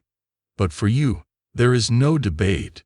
There is only the undeniable reality of the physical toll. Your body is the primary tool, and it is wearing down. The ache in your lower back is no longer temporary. It is a permanent part of you. Your hands are no longer just calloused. They are like wood, the skin cracked and permanently ingrained with dirt. The sun has carved deep lines into your face, making you look 20 years older than you are. You feel the grate from your bread grinding down your teeth, a slow, internal erosion. An injury is not a setback, it is a catastrophe. There are no sick days in the harvest. In the midst of this grind, your marriage solidifies.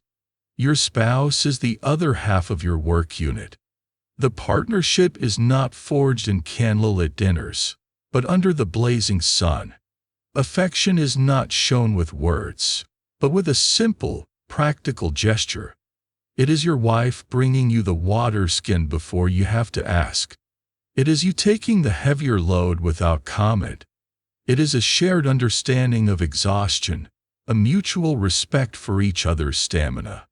This shared struggle is the only romance you will ever know, and in its own desperate way it is profound. At last, the harvest is done. The grain is gathered, measured, and stored. You stand with your spouse at dusk, looking at the result of your year-long war with the earth. The pile of grain seems pitifully small for the effort expended. From this, you must pay your taxes, save your seed, and survive the winter. It is not much, but it is everything. It is another year of life, bought with the currency of your own pain and sweat. You return to your hut, your body is symphony of aches, and fall onto your mat, too tired to even eat. You sleep a heavy, dreamless sleep, but you know, with the certainty of a prisoner, that the sun will rise again tomorrow. And the grind, the eternal, soul-crushing grind, will begin again. The harvest is in, a small, precious mound of grain representing a year of your life. After the portion for your family's survival and the seeds for next year are set aside, the remainder is loaded onto the back of a weary donkey. This is the taxman's share. Your father is older now, his joints stiff, so the duty falls to you and your spouse. You must make the journey to the city, sell the grain for the best price you can haggle, and pay the dues owed to an unseen ruler. The trip is no longer an adventure. The wide-eyed wonder you felt as a child is gone, replaced by the grim focus of responsibility. You know the road, you know the dust, and you know the city that waits at the end of it. Or so you think. Last time, you saw the city's wonders. This time, your senses, honed by a life of pragmatism, will notice something else entirely. You are about to navigate the city's filth. As you pass through the great gates, the familiar roar of the crowd and the clang of the bazaar envelop you. But your focus is different now. You're not looking at the glittering silks or the pyramids of dates. You are looking at the ground. You are smelling the air. And what you experience is a full frontal assault on the senses. The streets of your village are dusty and shared with animals, but they are scoured by wind and sun. The streets of the city are a different beast entirely. They are narrow, unpaved canyons of packed earth, coated in a permanent, slick layer of grunt. There are no drains, no sewers, no concept of public sanitation. The street itself is the dump. The air is thick, not with the scent of spices and perfume you remember, but with a symphony of stench. It is a complex, layered miasma that you have to breathe, a taste at the back of your throat. The base note is the sour, pungent smell of rotting garbage. From the windows and doors of the houses lining the street, people simply toss their household waste, vegetable peels, fish bones, moldy bread, and the contents of their chamber pots. This refuse piles up in the gutters and against the walls, creating a festering buffet for flies. Layered on top of this is the sharp, ammonia-rich smell of animal droppings. Donkeys, camels, goats, and chickens are everywhere, and they relieve themselves where they stand. Then, add the smell of hundreds of unwashed bodies crammed into close quarters, and the industrial stenches from workshops, all of it left to bake and ferment under the sun. You thought the goat pen back home was pungent. This is a whole other level of foul. You learn quickly that walking in the city is a skill. You must watch your every step, your eyes scanning the ground to avoid stepping in a pile of human waste or twisting your ankle on a discarded animal skull. You see a woman open a second-story shutter, and you instinctively pull your spouse back just as a cascade of dirty water and refuse splashes onto the spot where you are about to step. There's no warning, no apology. It's just the way things are done. You learn to walk in the middle of the street, avoiding the walls where the filth is deepest and the arc of slop from the windows is most likely to land. When it rains, these streets become shallow rivers of mud and liquid sewage, a truly disgusting sludge you have to wade through. After selling your grain in the chaos of the market, you see the city's own sanitation department at work. It's not a team of uniformed workers, it's a pack of mangy, semi-feral dogs. They roam the alleys, their ribs showing, fighting over scraps of offal and other discarded food. They are the city's primary garbage collectors, a tolerated and necessary part of the urban ecosystem, turning waste into more dogs.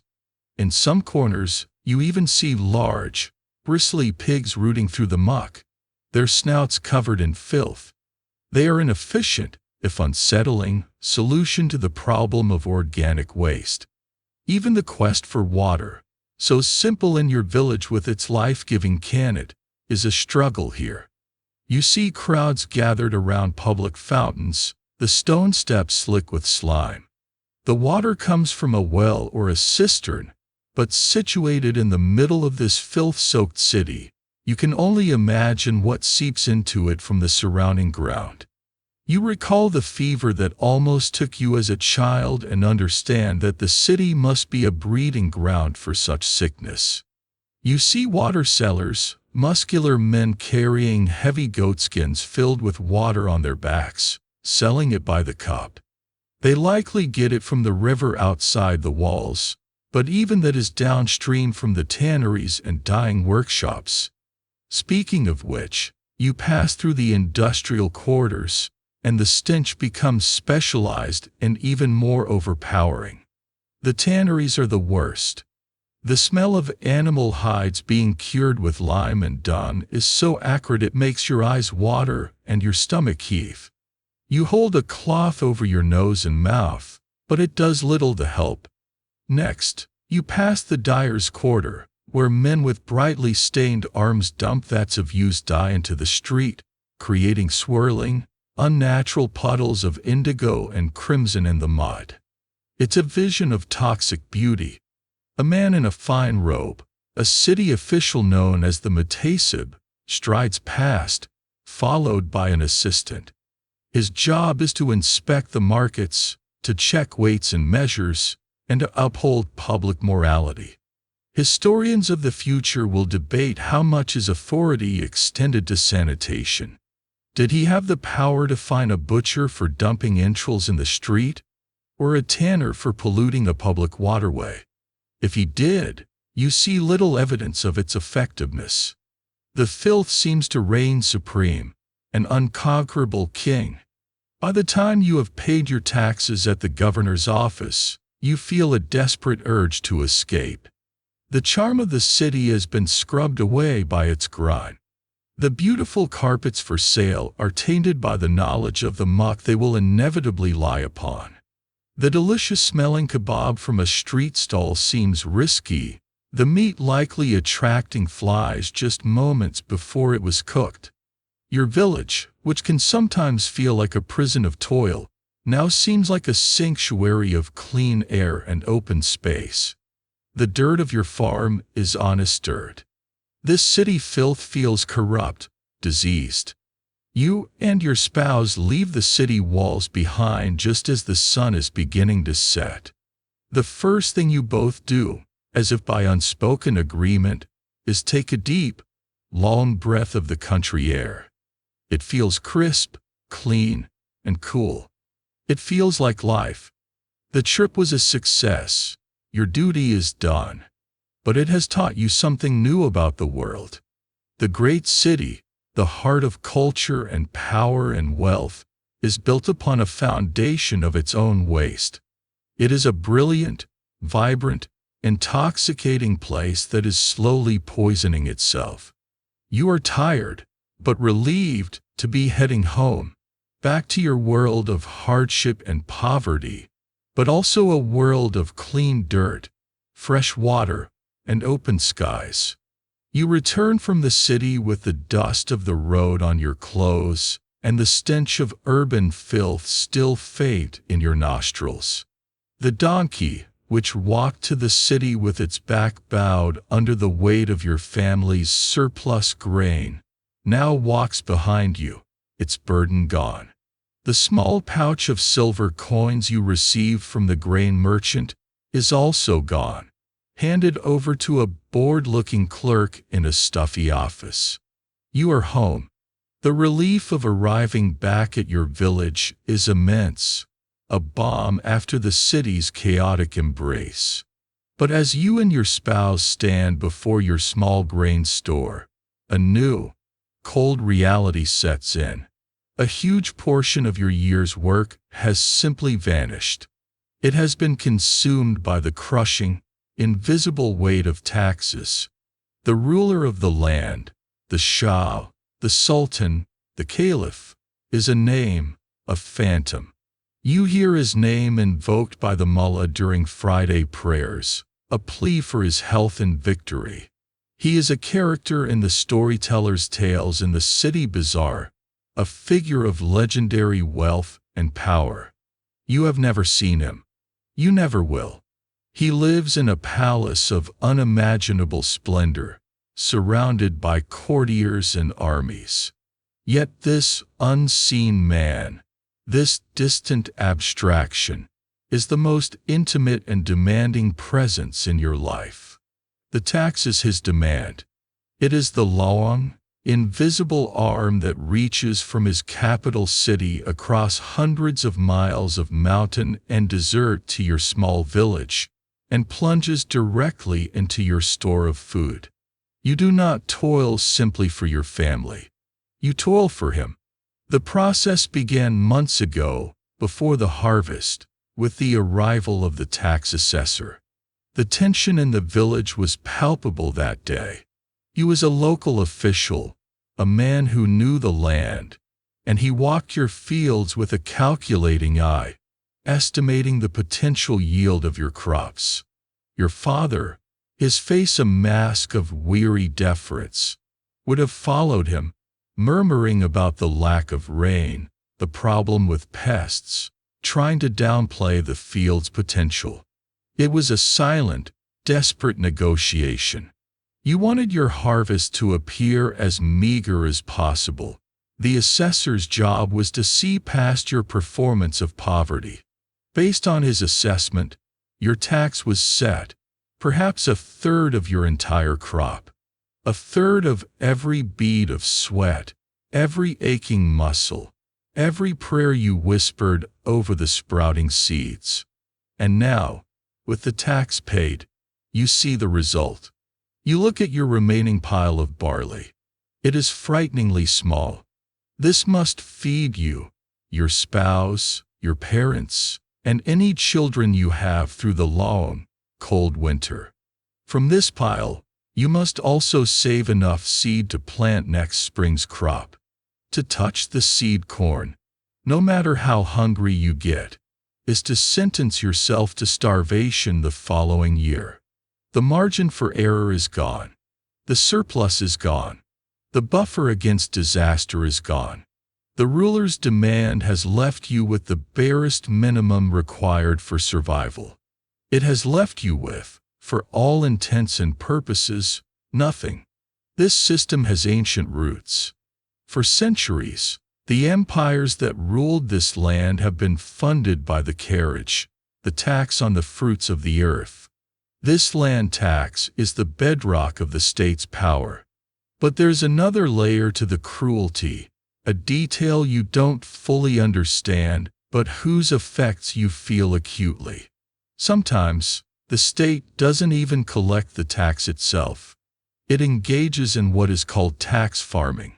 A wealthy nobleman or a city merchant pays the ruler a huge lump sum for the right to collect the taxes from your district. This man, the tax farmer or muckdawai, then has free rein to squeeze as much as he possibly can from you and your neighbors to make back his investment and turn a handsome profit. The clerk you paid in the city may have been working for such a man, a private investor in your poverty. You are not just supporting a distant Shah. You are generating profit for a ruthless middleman. The human cost of this system is etched into every part of your life. It is the reason your diet is a monotonous rotation of barley bread and thin lentil soup. The wheat you could grow, the chicken you could raise, the goat you could fatten, these are all too valuable. They are tax crops, cash crops, not food for your own family. The tax is why you can never get ahead. If a tool breaks, you patch it with leather straps and ingenuity rather than buying a new one. If a drought withers the harvest, you cannot pay. You then have two choices: flee the land and become a homeless wanderer, or go to the village headman or a moneylender and fall into debt. The interest rates are ruinous, a trap of servitude from which you may never escape. Your children will be born into your debt. The tax is a millstone around your neck, grinding you down year after year. Of course, you learn to adapt. You learn to be cunning. When you see the tax assessor coming, you might quickly harvest a small part of the field and hide the grain, burying it in a secret pit dug in the dead of night. It's a desperate gamble. If you are caught, the accusation of tax evasion would bring down a punishment far worse than the falaka you witnessed for simple theft. It would be seen as treason. But every family does it, in small ways. It is a quiet, collective act of resistance. Open rebellion is unthinkable. You are a farmer, not a soldier. But a deep, silent resentment ferments in your heart. You see the fine silk robes of the officials in the city. You hear the stories of the Shah's golden palaces, and you look at your own children with their hollow cheeks and patched-up clothes. The injustice of it is a sour taste in your mouth. This feeling is a bond between you and your neighbors. You don't speak of it openly, but you see it in each other's eyes after the tax collectors have gone. It is the shared, unspoken truth of your lives. Historians in a distant future will look at records and debate the long-term effects of this system. They will argue whether this crushing taxation was a stable, if harsh, feature of life, or if it was the primary engine of rural decay and peasant revolts that punctuated the history of your land. They will ask if, when the burden became too much, people like you simply fled, leaving the fields to turn to dust. But for you, tonight, there are no grand historical theories. There is only your hut, your family, and the diminished pile of grain that must see you through to the next spring. The journey is over, the duty is done. You are, by the standards of the state, a good and productive subject. But you are left feeling hollowed out, as if you have been robbed by a ghost. The weight of the tax is more than just the loss of grain. It is a psychological burden, the constant knowledge that you are working for someone else, that the fruits of your labor will be enjoyed by people you will never know, in a world you can barely imagine. It is the relentless, crushing engine of the cruel life you lead. The life of the farm is a grind. The taxes are a crushing weight, but in their own way, they are predictable. The seasons turn in their proper order. The tax collector comes and goes. The hardships are familiar. You resent this oppressive stability, but you also depend on it. The unseen Shah for whom you toil is supposed to provide one thing in return for your grain and your loyalty: security. He is supposed to maintain the armies that guard the frontiers and keep the world in order. You are about to witness the spectacular, terrifying failure of that promise. It begins as a rumor, a whisper carried on the wind by a dust-covered merchant making his way west. A new power has risen in the vast, grassy steppes of the east. A horde. A nation on horseback. They are warriors who live in the saddle, who drink mare's milk and worship the eternal blue sky. Their leader is a name that sounds like a curse, a man said to be a demon in human form, who leaves only ashes and bones in his wake. At first, the stories are too fantastical to be believed. Your village is far from the frontier. The troubles of the East are like stories from another world. Then the rumors take on flesh and blood. Refugees begin to appear on the road, a trickle at first, then a steady stream.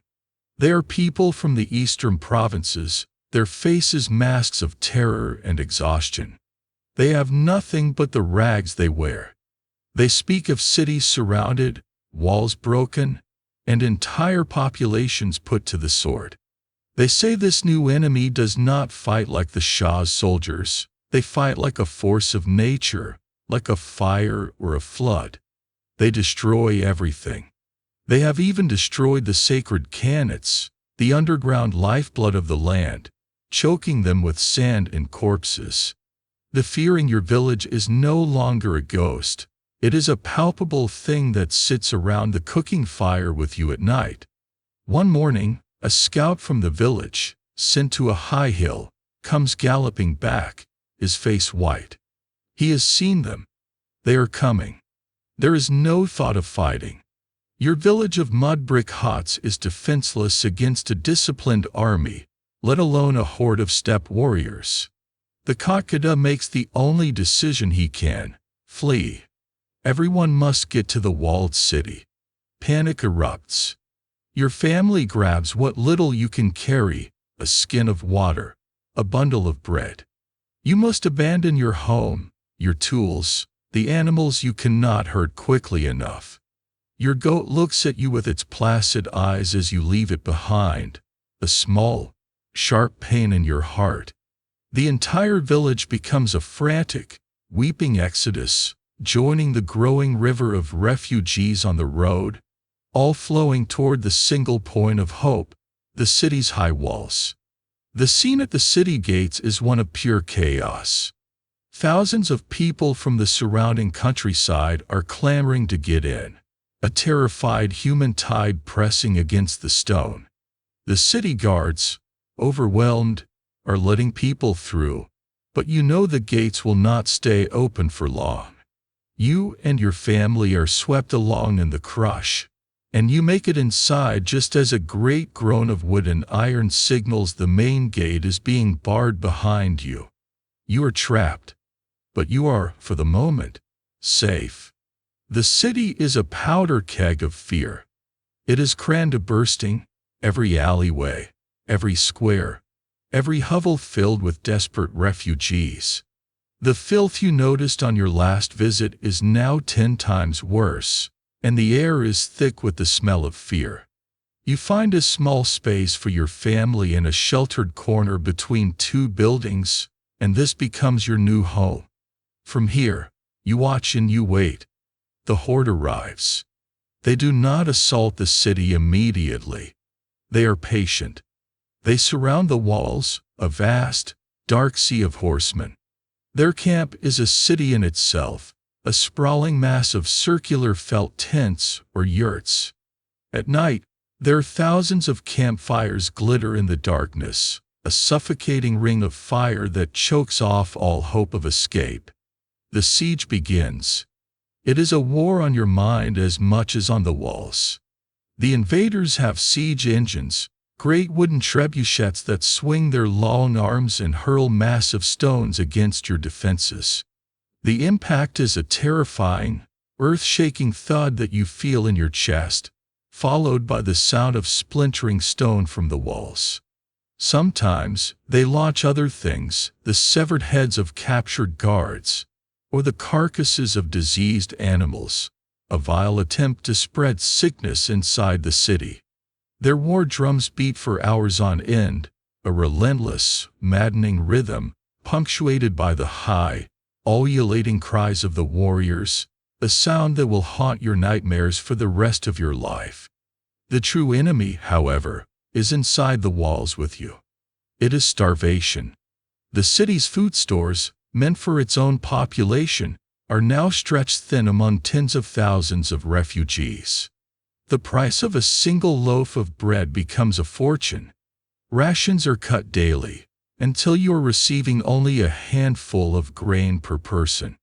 You feel a new kind of hunger, a gnawing, agonizing emptiness that weakens your limbs and clouds your mind. You see people boiling shoe leather for sustenance. Rats become a valuable source of meat. Disease, the natural partner of starvation and filth, runs rampant. The familiar specter of fever and dysentery stalks the crowded alleys, and this time, there is no Hakim to call, no remedies to be had. People die quietly in their corners every day. The siege grinds on for weeks. You grow thin, your face becoming a skull-like mask. You watch the city's defenders on the walls, their numbers dwindling, their movements slow with exhaustion and hunger. You watch the relentless bombardment of the siege engines. Hope dwindles with the food supply. Historians will later debate the demographic impact of these invasions. They will argue whether the stories of utter destruction were exaggerated, or if events like this truly represented a population collapse from which your land took centuries to recover. From your corner of a filthy alley, listening to the cries of the starving and the thunder of the trebuchets, you have no doubt. This is the end of the world. Then one day, the sound of the bombardment changes. One of the great stones finds a weak spot. There is a terrible, grinding crash, and a section of the city wall, the very symbol of your safety, collapses into a mountain of rubble.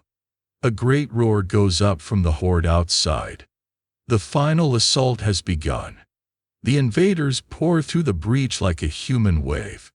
The sounds are of pure chaos, the clang of steel, the splintering of doors, the triumphant war cries of the attackers, and the screams of the dying. You grab your family and run. You melt into the labyrinth of alleys, the sounds of slaughter echoing all around you. Smoke begins to fill the air as the invaders set fire to the buildings. You see things you will spend the rest of your life trying to forget. You do not think. You only react.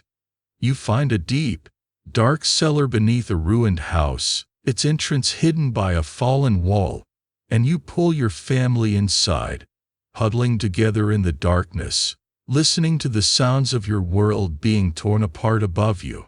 You pray to God, to any spirit who will listen, not to be found. Hours pass.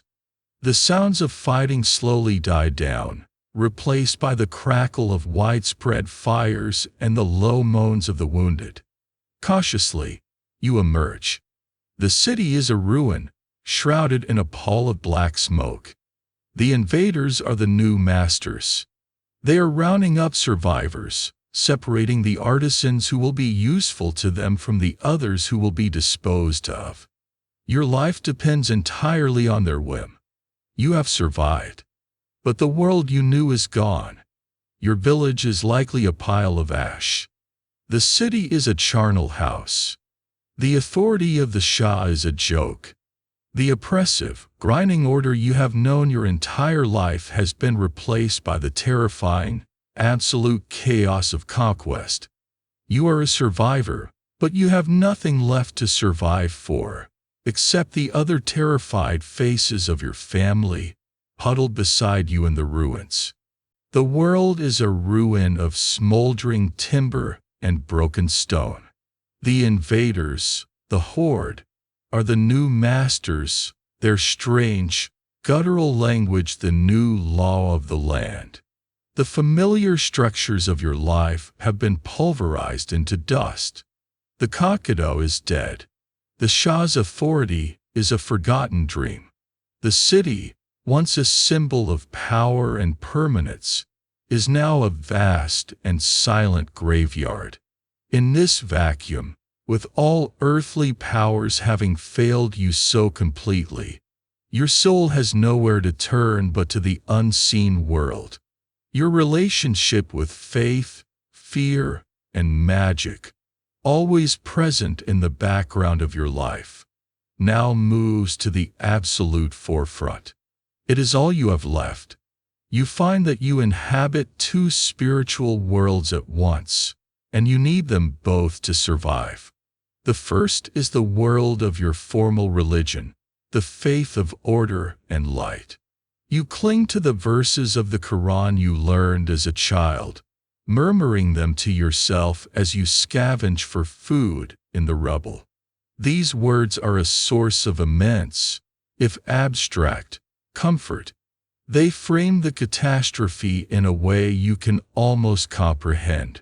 This is a test from God, a divine punishment for the sins of the world, a fire sent to purify the faithful. This grand, theological explanation prevents your mind from collapsing into pure, meaningless despair. It suggests there is a purpose, however terrible, to your suffering. When you find other survivors, You huddle together and share these verses, the familiar cadences, a way of rebuilding a sense of community, a reminder that you are still part of a people, a faith, a history. But there is another world you must now navigate, a much older and more intimate one. It is the world of folk magic, of spirits and omens, the faith of the shadows. This is the toolkit for day-to-day survival. The formal prayers are for your soul, but the small, secret rituals are for your body. The evil eye, the Chesham Zakn you feared for your firstborn child, feels more potent than ever. Now, every other survivor is a potential source of envy. Does that man covet the small piece of bread you found? Does that woman's admiring glance at your child carry a hidden curse? You find a small blue bead in the debris, miraculously unbroken, and you tie it to your child's wrist. It is a shield, a piece of practical magic. The ruins themselves are alive with unseen presences. You believe, with a certainty that feels as solid as stone, that the world is shared with the jinn, the beings of smokeless fire. And now, with the human world in tatters, their kingdom has expanded. Every collapsed building, every dark cellar, every rubble-choked alleyway is a potential home for a jinn. You learn to walk through the ruined city with a new kind of caution. You avoid certain places that feel heavy with a strange atmosphere. At night, when the wind moans through the broken walls, you hear voices, and you know it is not just the wind. It is them. To appease these spirits, you engage in small, secret acts of diplomacy. If you take shelter in a ruined shop for the night, you might leave a small crumb of your precious food in the corner as an offering, a rental payment to the unseen residents. It is a simple courtesy to a power you cannot afford to offend. This blend of formal religion and folk belief was always part of your life, but now the lines are irrevocably blurred.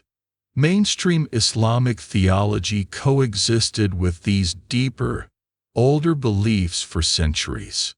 Historians and theologians of the future will debate where religion ended and superstition began. They will argue whether the authorities of the old world tried to stamp out these practices or simply tolerated them. For you, this debate is meaningless. You do not see a contradiction. Praying to God for deliverance and leaving an offering for a jinn are not mutually exclusive. They are two different strategies for dealing with two different kinds of power. One does not invalidate the other. They are both essential. In the desperate uncertainty of the aftermath, you search for signs, for any hint of what the future holds. Dreams become profoundly important. A nightmare about a collapsing wall is a warning to find a new place to sleep. A dream of clear water is a blessed omen, a promise of hope. You see an old woman, a fellow survivor, sitting with a scorched but intact book of poetry. It is her only possession. She performs a kind of divination, a foul, by closing her eyes, asking a question, and opening the book to a random page. The verse her finger lands on is the universe's answer. It is a quirky, desperate attempt to find a map in the middle of a wasteland, to impose a sliver of narrative order onto absolute chaos. Your faith is also tested to its breaking point. You look at the suffering around you, the orphaned children, the starving elderly, and you ask the terrible, silent question, how could God allow this? The question is a poison, and you see it kill the faith in some people, leaving them hollowed-out shells of despair. But in others, you see faith become a source of incredible resilience. The act of 5 daily prayers, even when performed on a dirt-caked rag amidst the ruins, is an act of profound defiance. It is a declaration that even though your city has fallen, your body is starving, and your future is terrifyingly uncertain, you have not been broken. You still have your connection to the divine, your dignity, your soul. One day, a glimmer of this resilience shines through the gloom. You hear a sound you thought you would never hear again. It is the adhan, the call to prayer. It is not the strong, melodious voice from the minaret of the great mosque, which now lies in rubble. It is a thin, wavering, and cautious voice, coming from a nearby courtyard where a small group of survivors is gathered around an old mullah who somehow made it through the sack. Hearing that familiar call, Allahu Akbar, God is greater, is like a drink of cool water after days of thirst. It is a statement that you are still here. Your culture is still here. Your God is still here. A sense of shared identity, so brutally shattered, begins to tentatively reform. That evening, you sit with your family as the sun sets over the jagged silhouette of the ruined city. You clutch a small, smooth stone in your hand that you picked up earlier in the day. A simple, earthly object you have decided is an amulet, a focus for your hopes. In your mind, you recite the verses of the Quran. One is a shield for the body, the other a balm for the soul. You have learned that to navigate this new, savage world, you need both.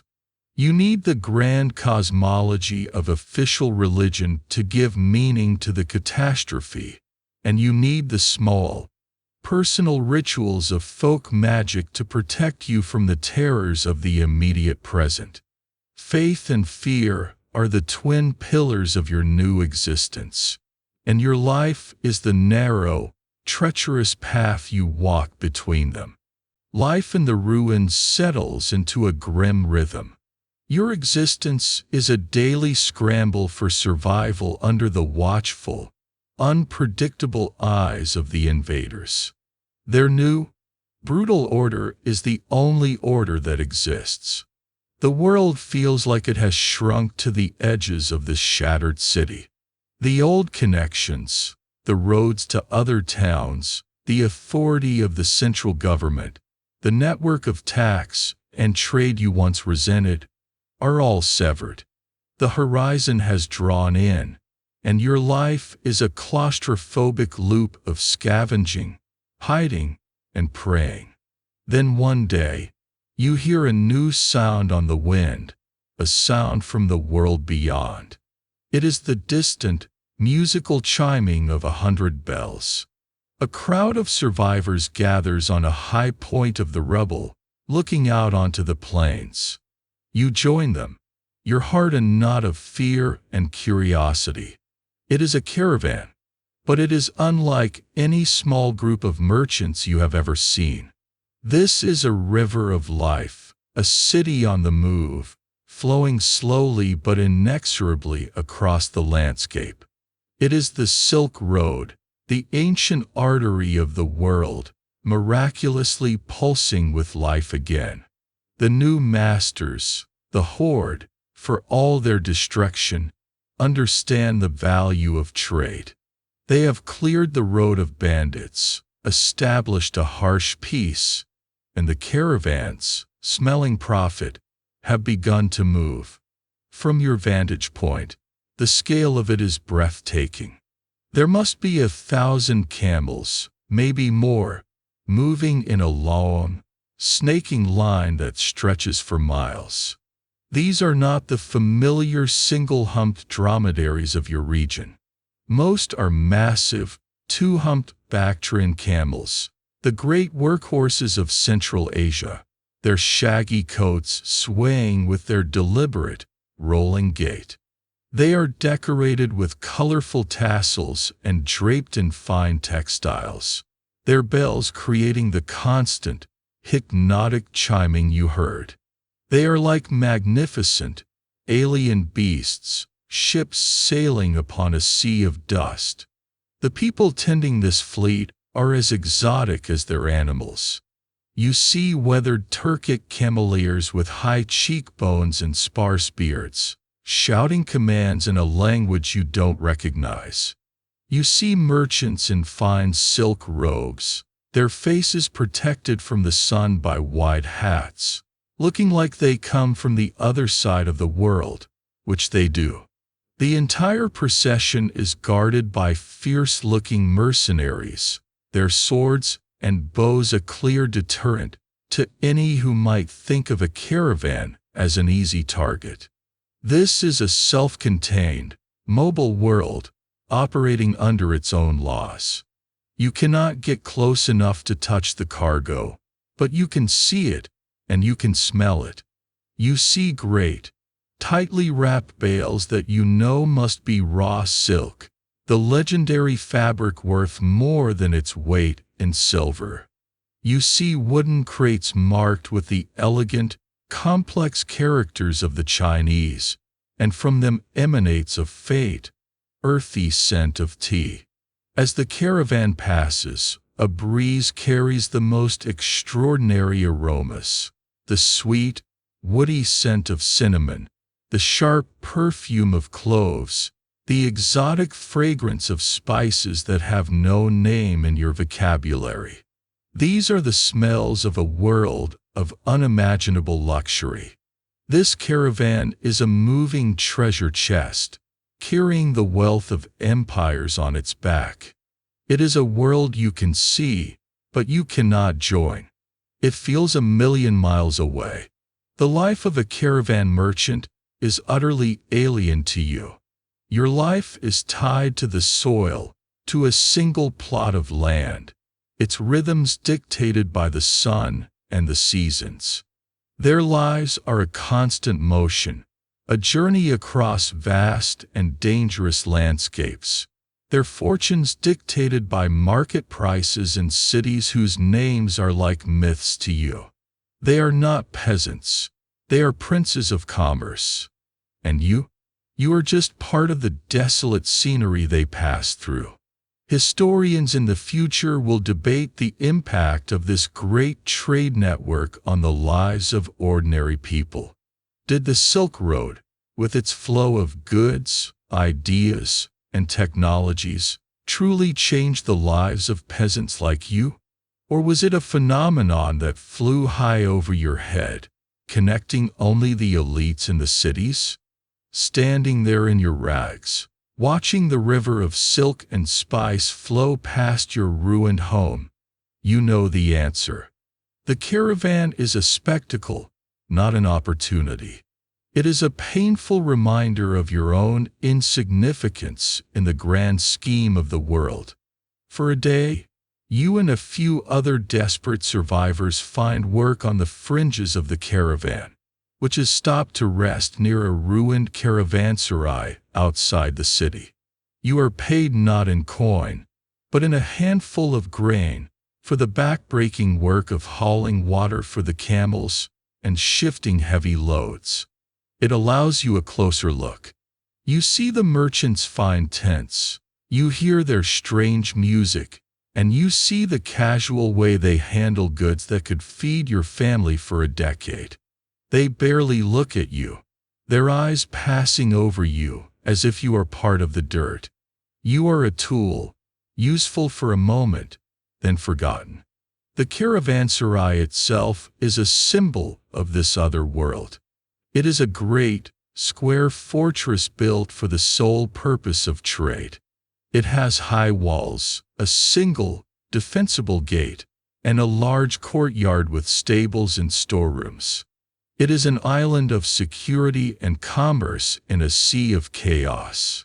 It survived the invasion because it is essential to the new ruler's source of wealth. The world of the caravanserai and the world of your ruined city, though only a mile apart, could be on different planets. The next morning, the caravan moves on. The bells fade, the dust settles, and an immense silence descends upon the plain. It is as if a vivid, impossible dream has just ended. You are left behind in the quiet rubble. The handful of grain you earned already a precious memory. Your life of scavenging and survival has not changed. And yet, something inside you has. The glimpse of the caravan, as fleeting and distant as it was, has cracked open the prison of your despair. It was a testament to the fact that the entire world has not ended. It was proof that a vast, interconnected world of commerce, culture, and life continues, indifferent to your personal apocalypse. It reminds you that your suffering, while total, is also local. This realization does not lessen your pain, but it changes its texture. It introduces a flicker of perspective, a pinprick of light in the suffocating darkness. The caravan was another world, a world you can never reach, but its passing was a promise that such worlds still exist. And in the silence left by its departure, that small, impossible promise is better than nothing at all. The fleeting image of the great caravan serves its purpose. It cracks open the shell of your despair, reminding you that a world still exists beyond the ruins. This flicker of perspective ignites a desperate, audacious plan. To stay in the ruined city is to die slowly of disease or at the whim of the invaders. The only hope, however slim, lies in the land. It lies in returning home. With your spouse, your parents, and a handful of other families from your village who also survived the slaughter, you make a pact. You will go back. The journey home is the reverse of your panicked flight, and it is infinitely sadder. You walk through a silent, dead country. The path is littered with the ghosts of the invasion. You pass other villages, each one a collection of blackened, skeletal huts. The fields are scorched, the orchards hacked down. It is a landscape of grief. When you finally crest the hill that overlooks your own valley, your heart aches. Your home is just as you feared, a ruin. The mud brick walls of your hut have collapsed.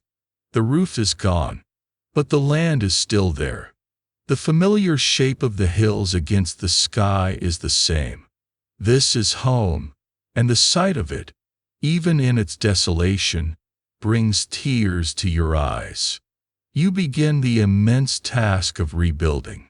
You are not just a farmer now. You are a pioneer in your own land. You clear the fields of weeds that have grown thick and tangled. You and the other survivors work together to build rudimentary shelters from the rubble and scavenged wood.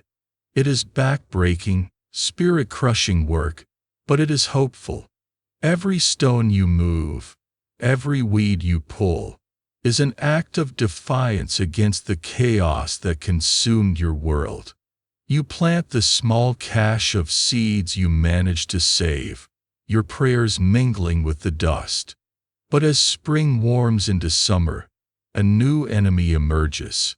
This one is silent, insidious, and far more powerful than any army. It is the sky. It remains a stark, cloudless, unforgiving blue.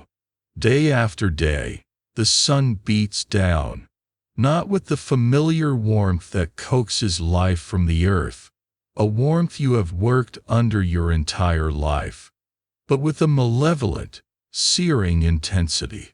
The rains do not come. A drought has taken hold of the land.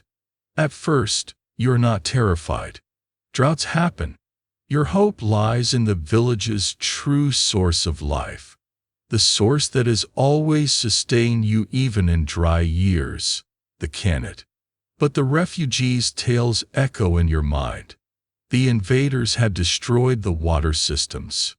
You and the other men walk the path of the surface channel, your hearts heavy with dread. The stream, which should be a steady, gurgling flow, is a pathetic, muddy trickle. Something is wrong.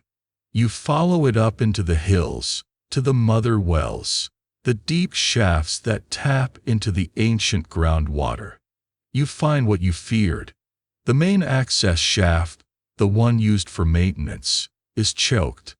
The invaders, in their ignorant brutality, had thrown rocks and bodies down into its depths, collapsing the tunnel and strangling the flow of water at its source.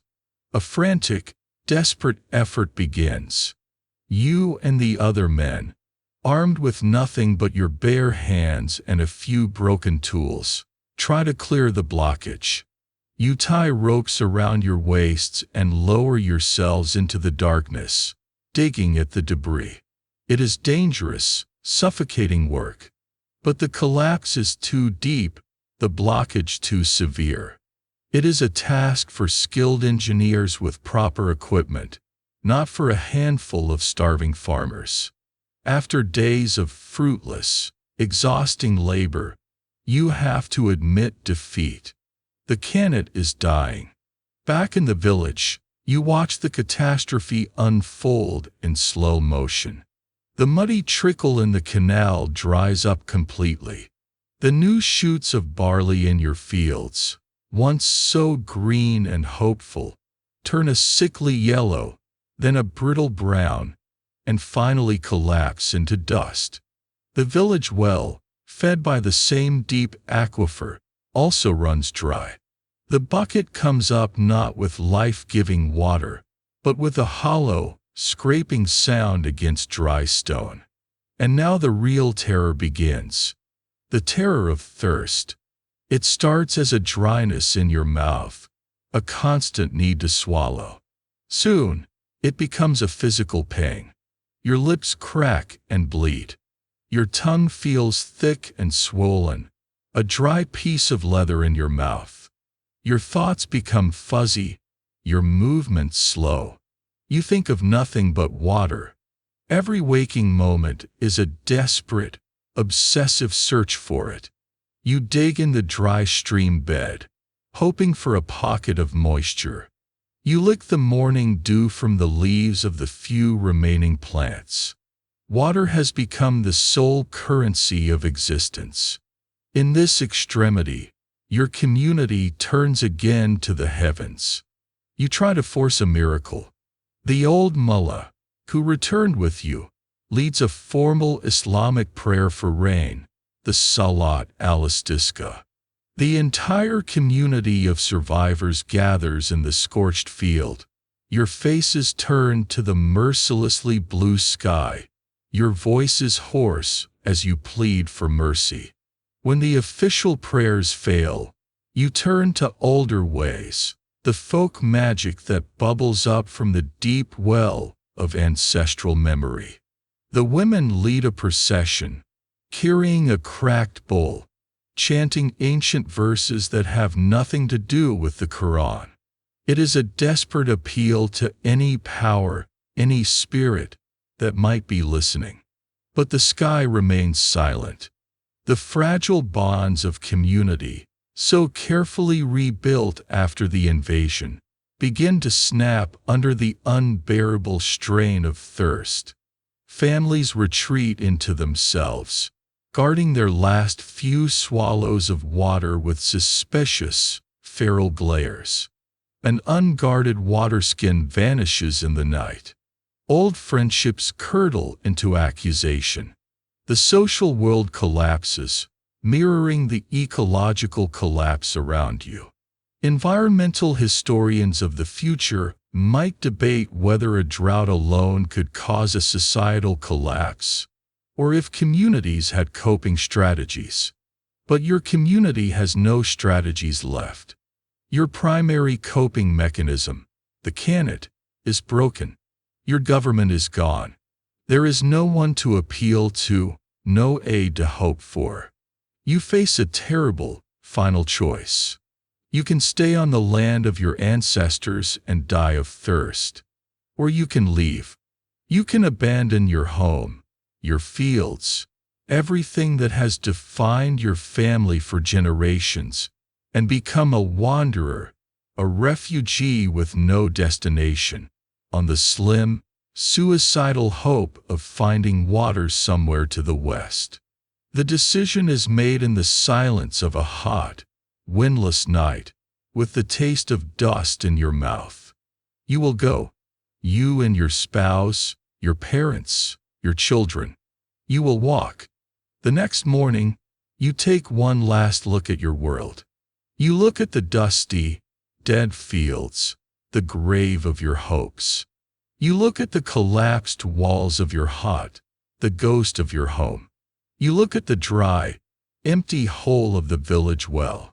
This land has been your family's identity for longer than any story remembers, but it has betrayed you.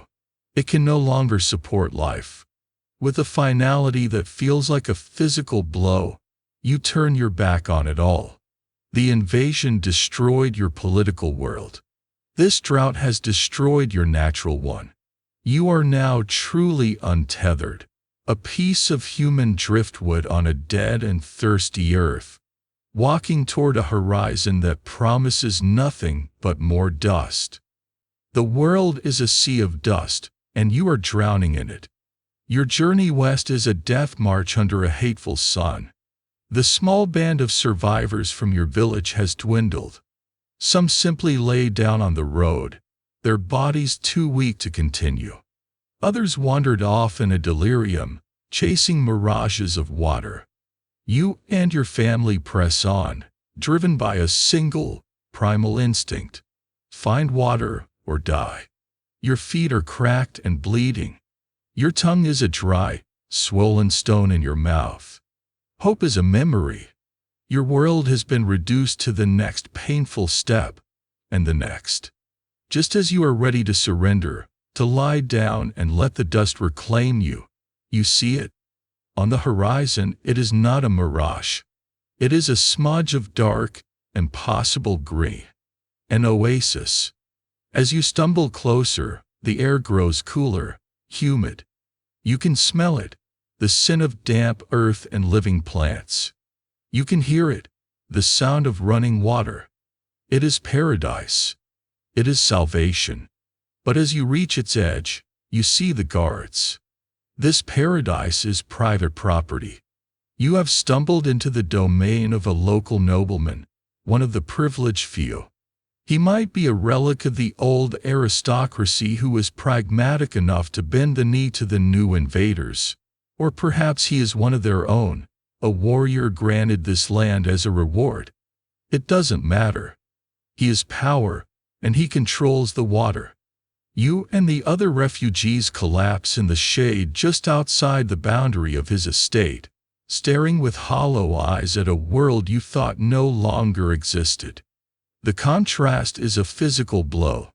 You look at your own emaciated body, your skin clinging to your bones, your rags crawling with lice. You look at your child, listless and pale, too weak to even cry. Then you look past the guards into the oasis. You see rows of lush date palms, heavy with fruit. You see pomegranate trees, their branches laden with red orbs. You see green, vibrant fields of alfalfa for his horses. You hear the gurgle of water flowing in stone-lined irrigation channels, a sound so beautiful it makes you weep. This is not the work of a simple canet. This man owns deep, artesian wells, maintained by a workforce of laborers, tapping into a source of water that your village could only dream of. At the heart of this green jewel is a fortified villa, its high walls promising security and coolness. You see his guards, well-fed men in clean tunics, their swords polished. You see servants bustling about, their movements brisk and purposeful. Through an arched gateway you catch a glimpse of a shaded inner courtyard with a bubbling fountain at its center. And you see him, the nobleman himself, reclining on a pile of silk cushions, a servant waving a fan of ostrich feathers to create a gentle breeze. He is eating dates from a silver bowl, his movement slow and lazy. The sight is so surreal, so utterly divorced from your reality, that for a moment you think you are hallucinating. And then you see something that shatters your understanding of the world. A servant emerges from a low, domed structure built of mud brick.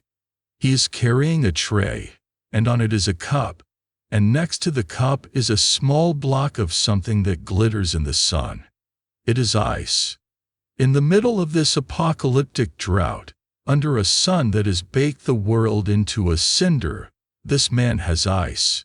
The structure is a yakshal, an ancient and ingenious ice house, a device that uses evaporative cooling to make and store ice through the blistering summer. It is a symbol of technological mastery over nature so profound, so decadent, it feels like a form of sorcery. In that moment, a new emotion rises through your exhaustion and despair, a deep, profound, and bitter anger. The drought that destroyed your village, that killed your friends, that has brought you to the brink of death, it is not a universal catastrophe. It is a catastrophe for the poor. The privileged few, with their deep wells and their ice houses, are shielded from the apocalypse. They live in a different world, governed by different rules. The natural disasters that erase people like you are, to them, a mere inconvenience. Historians in a later age may debate the paternalistic duties of the nobility in times of crisis. They may argue whether a sense of responsibility compelled them to offer relief to the suffering peasantry. From your position in the dust outside the walls, the debate is settled. There is no relief. There is only the harsh reality of power. The nobleman hoards his water, his food, his shade, while you and yours perish at his gate. You are beggars. You have nothing to offer but your own miserable lives. After a time, an overseer comes out, flanked by 2 guards. He looks at your pitiful group with contempt. He has seen countless others like you. The master, he announces, is merciful.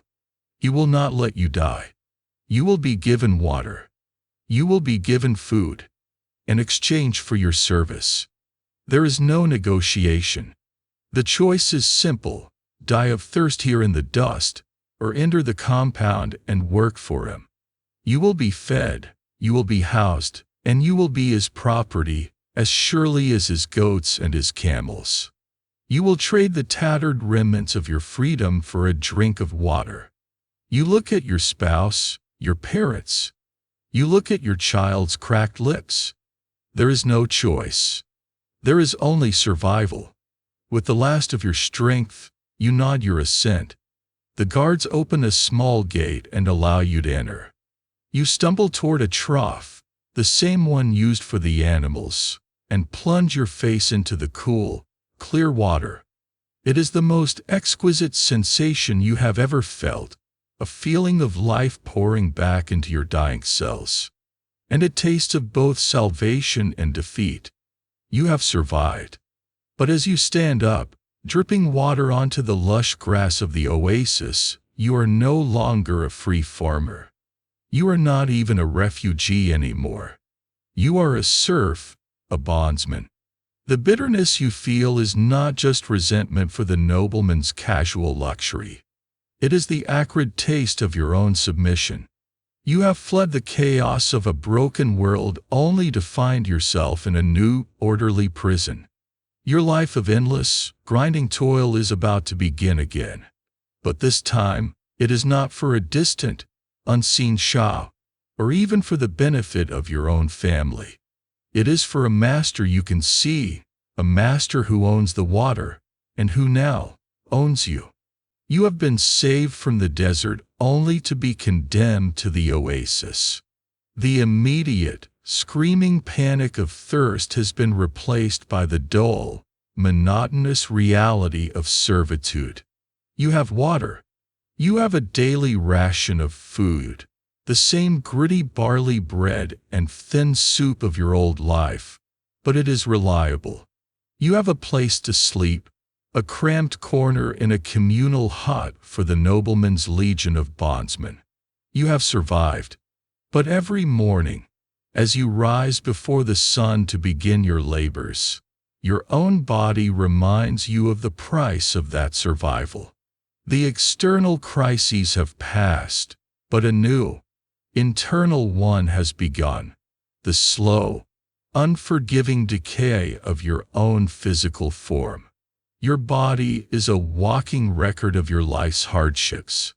It is a testament written in scars, aches, and failing parts. The most constant and intimate reminder of this decline is in your mouth. Your teeth, which were once strong, are crumbling. Years of a coarse, gritty diet have worn them down to stumps. The lack of any hygiene, a concept that doesn't exist for you, has allowed decay to fester. A dull, persistent ache is your constant companion. Sometimes it sharpens into a bolt of pain so intense it makes you cry out, stopping you in your tracks as you work in the fields. You try the traditional remedies. You hold a dried clove against the offending tooth, its spicy numbness offering a few moments of relief. An old woman tells you to make a poultice of herbs and apply it to your cheek, while murmuring a prayer against the tooth worm, the invisible creature everyone believes is gnawing away at the root. But nothing really works. One by one, your teeth loosen in their gums. They become wobbly, making it difficult to chew the tough bread that is your main sustenance. Eventually, they fall out, leaving you with bloody, painful gaps. You are not yet old in years. Perhaps you are 30 or 35, but your smile is that of a crone. When you see your reflection in a pail of water, the face that looks back is a stranger, a sunken-cheeked ghost of the person you once were. The betrayal of your teeth is just the beginning. The years of bending to the harvest, of pulling the scratch plow, of hauling water have inflicted a permanent toll on your skeleton. A deep, relentless ache has settled into your lower back. It is there when you wake, it is there as you toil under the sun, and it is there when you lie down at night, making it impossible to find a comfortable position. Your knees groan and click when you squat. In the mornings, your fingers are stiff and curled, and you have to force them open. You have no word for arthritis, but you know its language intimately. It speaks in clicks, groans, and a constant, low-grade throb of pain. Your senses, too, begin to fade. The world, once sharp and clear, is becoming softer, its edges blurred. The relentless glare of the sun, reflected off the dusty earth for a lifetime, has cooked your eyes. You find yourself squinting to see distant objects, and the fine work of mending a tool or a piece of cloth becomes a frustrating challenge. You are developing what future generations will call cataracts, a milky film creeping over your vision, slowly drawing a curtain between you and the world. Your skin is a leather map of your life, tanned by the sun, creased with deep wrinkles, and crisscrossed with the silvery lines of 100 scars from minor cuts and scrapes that never healed cleanly. Your body is a machine that has been run too hard, with too little fuel and no maintenance, and now its parts are failing, one by one. Bioarchaeologists in the future, studying the skeletons of people like you, will find the evidence of your life written in your bones, the telltale signs of anemia from a poor diet, the lines of arrested growth from periods of famine, The severe wear on your joints from a lifetime of physical labor. Your body is a living artifact of its own cruel history. In this world, there is no concept of aging gracefully. There is no retirement, no golden years. You are valuable only as long as you can work. The nobleman who owns you now did not save you out of kindness. He saved you because he needed laborers. As your strength wanes, so does your worth. An overseer, younger and stronger than you, shouts at you to work faster, his voice laced with contempt for your slowing pace. Your greatest fear is not death, but uselessness. To become a mouth to feed that cannot contribute its share of labor is to become a burden, a ghost haunting the edges of the living, dependent on the charity of a family that has nothing to spare. You see the same decay happening all around you. You look at your spouse, who you were married to in your youth. The years of hardship and childbirth have taken their toll. They too are stooped, their face lined with pain and worry. You look at your parents, who survived the journey with you. They are truly old now, bent and frail, their bodies shrunken. They can do only the lightest of tasks, like weaving mats from palm fronds or watching the youngest children. They are what you will become, and soon. The bitterness of your situation is sharpened every time you glimpse the nobleman. He may be 20 years your senior, but his body is not broken. He is plump from a rich diet. His back is straight. He walks without a limp. He has a full set of teeth. His wealth has bought him not just the luxuries you witnessed when you first arrived, but the greatest luxury of all, the preservation of his own body.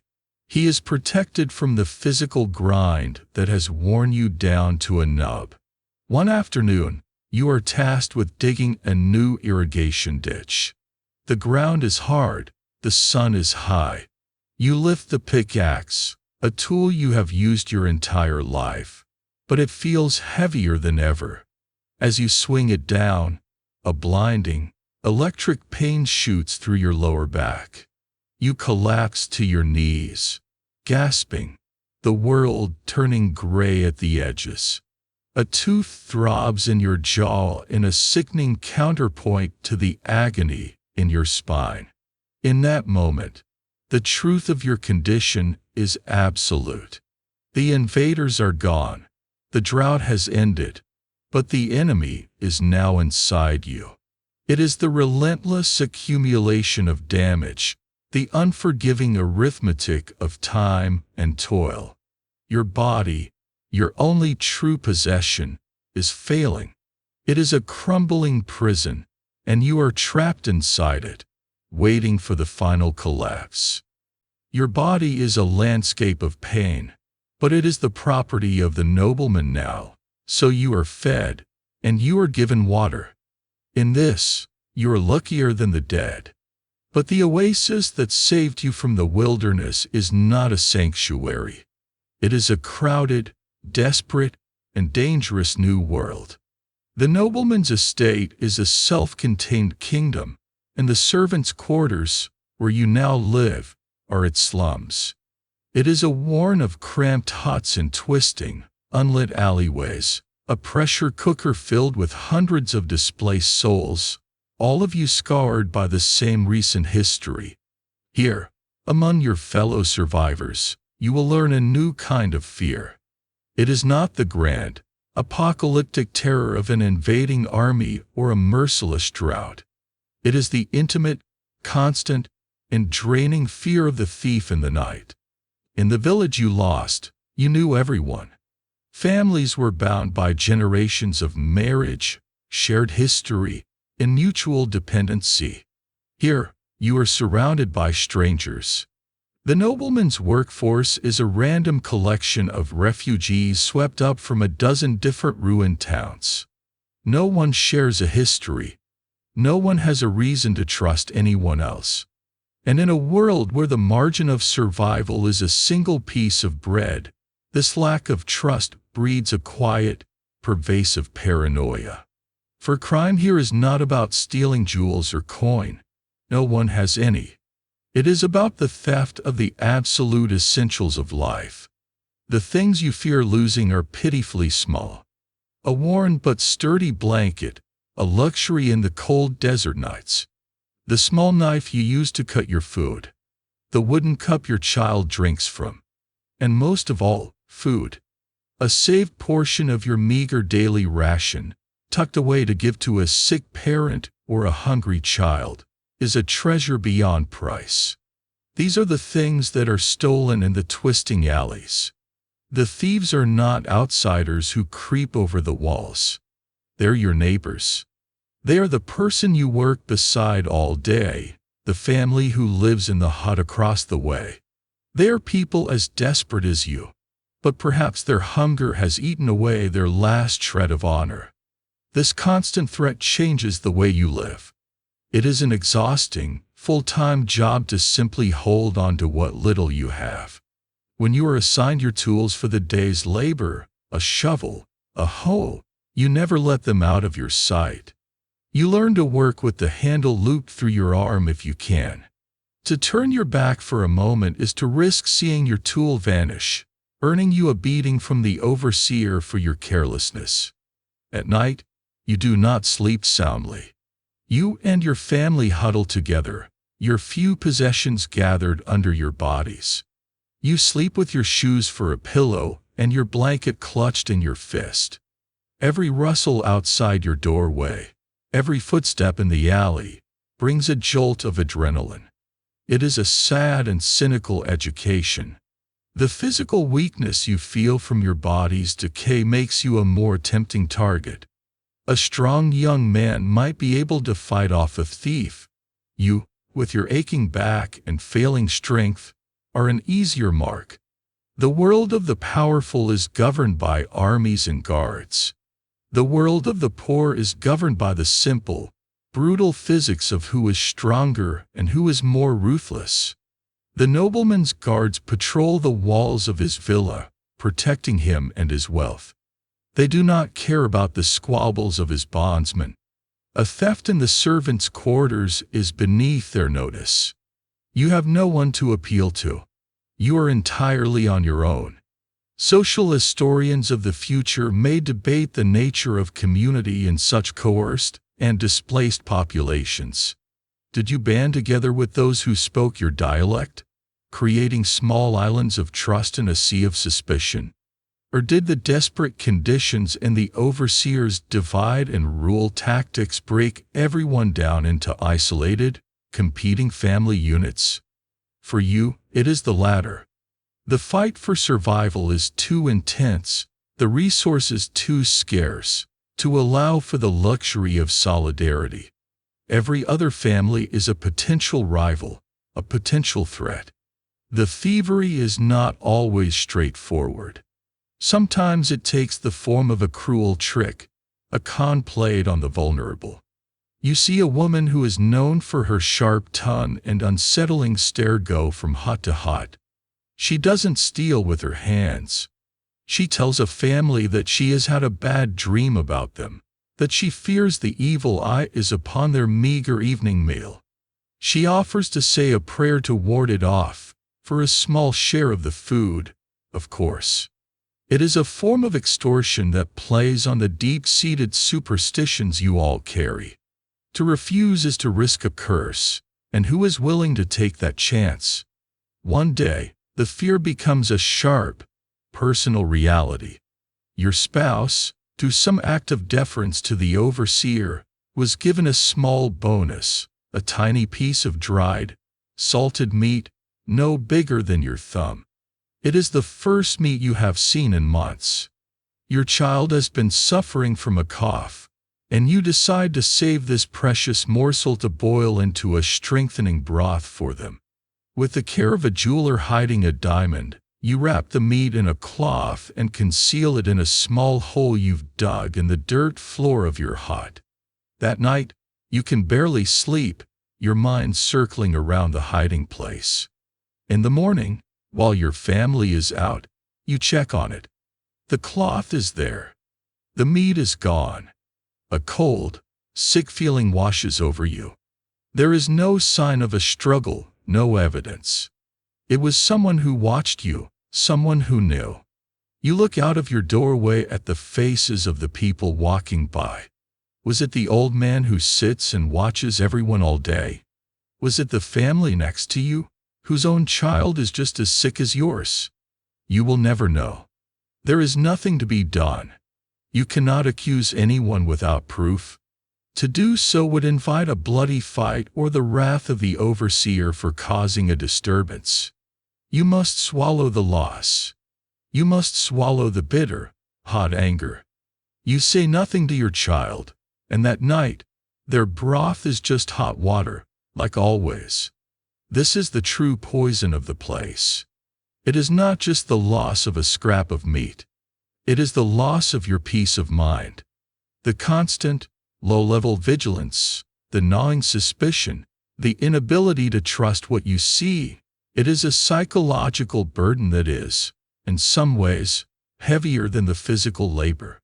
It grinds down your spirit, isolates you, and leaves you feeling utterly alone even when surrounded by hundreds of people. You lie awake on your mat, listening to the night. You hear a cough from the next hut, the cry of a baby, the shuffle of someone moving in the alley. Every sound is a potential threat. You have survived the end of your world. You have found a form of safety, a reprieve from starvation and thirst. But there is no sanctuary. The conquerors on horseback who destroyed your city were a terrifying but distant evil. The thief who stole your child's food is a horror that lives right next door. The fear is constant, it is close, and it is just one more layer of the cruel, unforgiving life you are forced to endure. You lie on your sleeping mat, and the fear of the thief in the alley is gone. It has been replaced by a much deeper, more final certainty. The relentless toil, the gnawing hunger, the years of bearing children and burying them, the trauma of invasion and the desperation of drought. All of it has been meticulously recorded by your body, and the final bill has come due. The machine is broken beyond repair. The aches are no longer intermittent. They are a constant sea of fire. Your breath is a shallow, rattling thing in your chest. You can no longer rise to work. You are dying. The transition from worker to burden, a state you have feared your entire life, is now complete. But you find that in its finality, there is a strange sort of peace. Your family, their faces etched with a familiar, weary sorrow, tends to you. Your spouse, whose own body is a mirror of your decay, brings you sips of water, their hands, once strong, now gnarled and trembling. Your children, now grown with their own children, sit with you, their presence a quiet, sad vigil. They know, as you know, that this is the end of a long and brutal road. In this deeply spiritual world, death is not a final curtain. It is a door. It is a momentous, terrifying, and sacred journey for which your soul must be prepared. Your final days are spent in this preparation. Your life shrinks to the space of your sleeping mat and the vast, unseen world of faith. You pray. Your voice is a dry whisper, but the words, memorized since childhood, are still there. You recite the Shahada over and over. La ilaha illallah, Muhammadan Rasulullah. There is no God but God, and Muhammad is his messenger. It is the first and last pillar of your faith, the key you hope will unlock the gates of paradise. You repent for a lifetime of small sins, the flash of envy you felt for a neighbor's healthy goat, The curse you muttered at the tax collector under your breath, the moments your faith wavered during the darkest times. Your family helps you. They understand that their final duty to you is not just to comfort your body, but to prepare your soul. They gently turn your mat, shifting your frail body so that you are facing the Qibla, the direction of Mecca. It is a small, physical act of alignment, ensuring you are properly oriented for your final journey. They moisten your dry lips with a damp cloth and whisper the sacred verses into your ear, hoping the words of God will be the last things you hear on this earth. As you drift in and out of consciousness, your life unspools behind your closed eyelids. It is not a clear, linear story, but a chaotic tapestry of sensory memories. You feel the cool, damp earth of your village field after a rare spring rain, a smell of life you have not known for years. You taste, with impossible clarity, the honeyed sweetness of that pastry you ate in the city as a boy, a moment of pure, decadent joy. You hear the high, terrifying shriek of the invaders' horns as they storm the city walls, a sound that makes your heart flutter even now. You see the face of your spouse on your wedding day, a stranger then, now the most familiar landscape in your world. You feel the saving grace of that first drink of water at the oasis, a cool shock of life that came at the price of your freedom. Pain, fear, and a few precious moments of grace, it all swirls together. You think of what comes next. You believe, as you have always been taught, that death is not an end but a trial. You fear the questioning in the grave. You imagine the two angels of judgment, Munkar and Nakir, appearing in the darkness to ask the three vital questions. Who is your Lord? What is your religion? Who is your prophet? Your life of hardship and ignorance feels like poor preparation. Have you been a good enough Muslim? Has your faith been strong enough to withstand the battering of your cruel life? Then you think of paradise, of Jannah.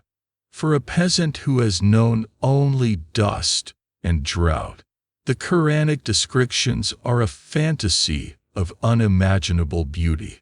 A garden, a place of lush greenery and shade, where rivers of pure water, milk, and honey flow freely. A place where you will recline on soft cushions, wearing robes of silk, never knowing thirst or hunger or toil again. It is the perfect, complete inversion of your earthly existence.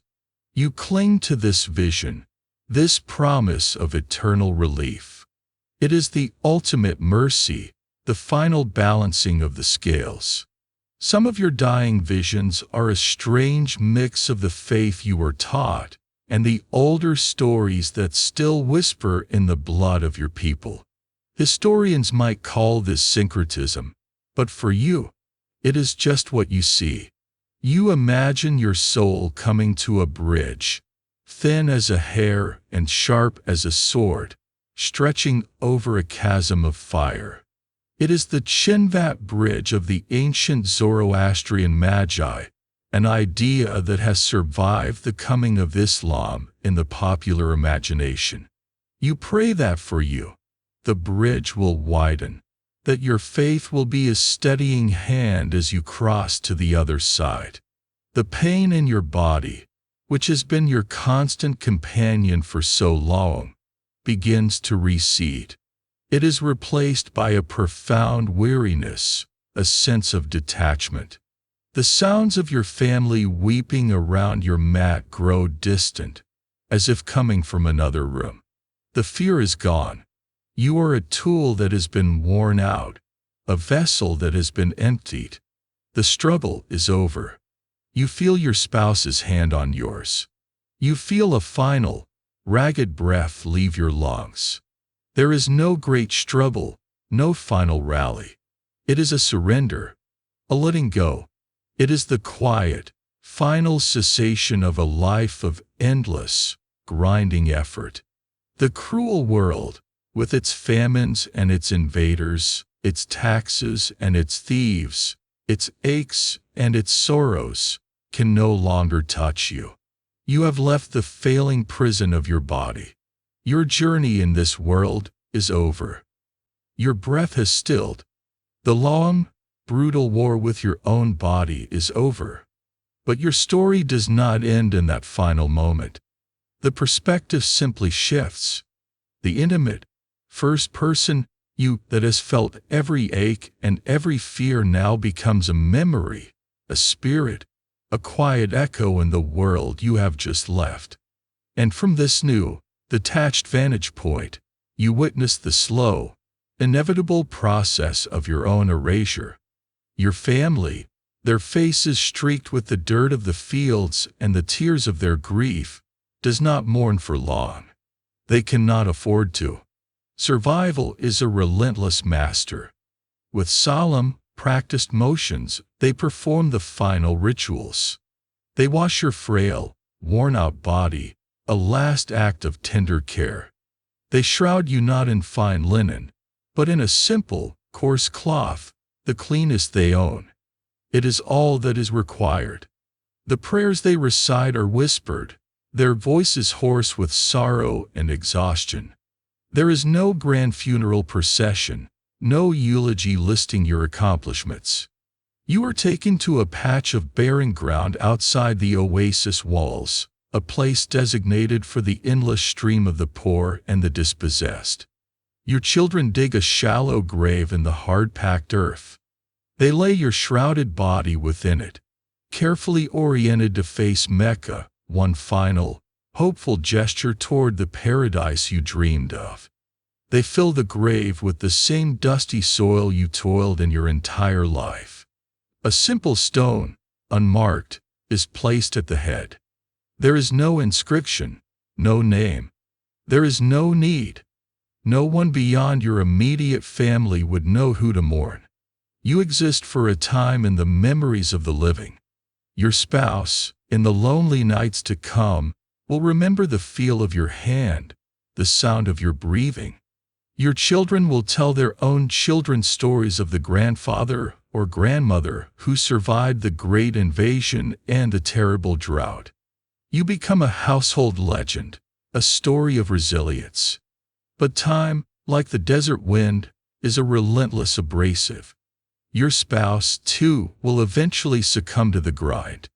Your children will grow old, their own memories clouded by a lifetime of new hardships. Your grandchildren, who knew you only as a faint memory, will have children of their own. Your name, once spoken with love and sadness, will become a half-forgotten word.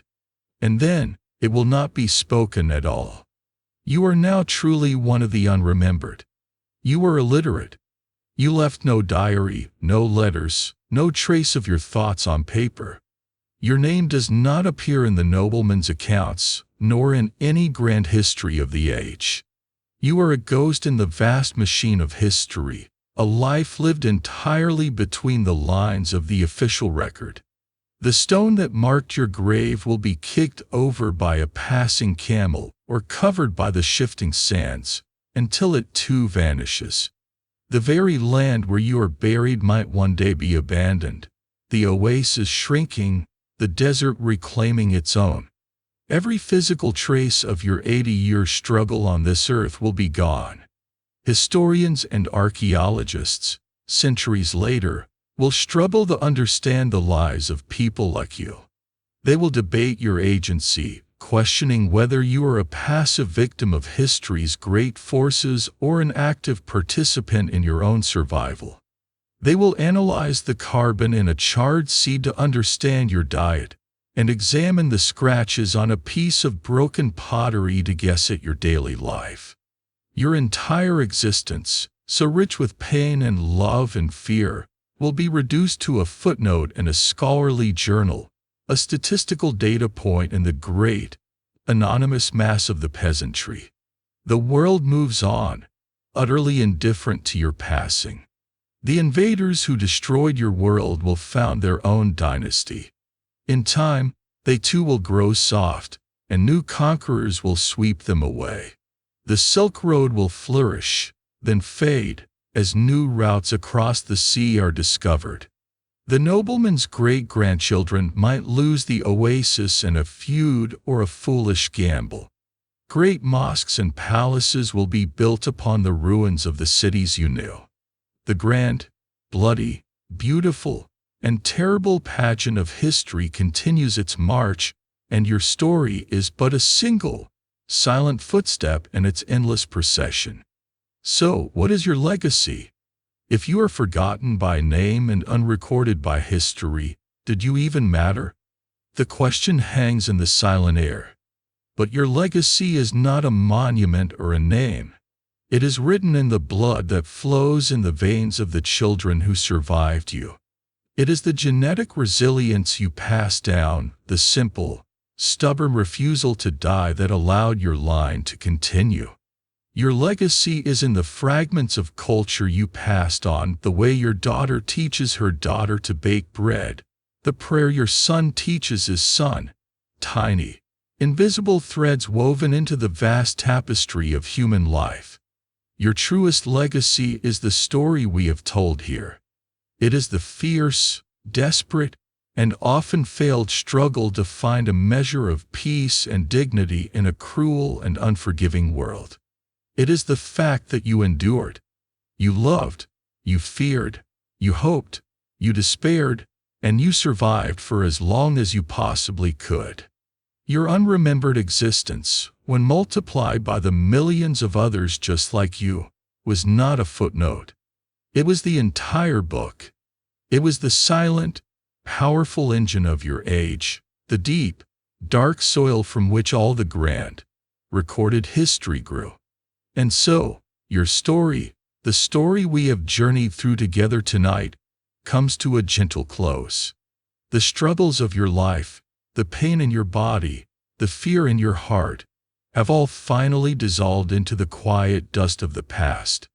The shouting of the invaders and the weeping of the refugees have long since faded, replaced by the soft, timeless whisper of the wind blowing across an empty plain.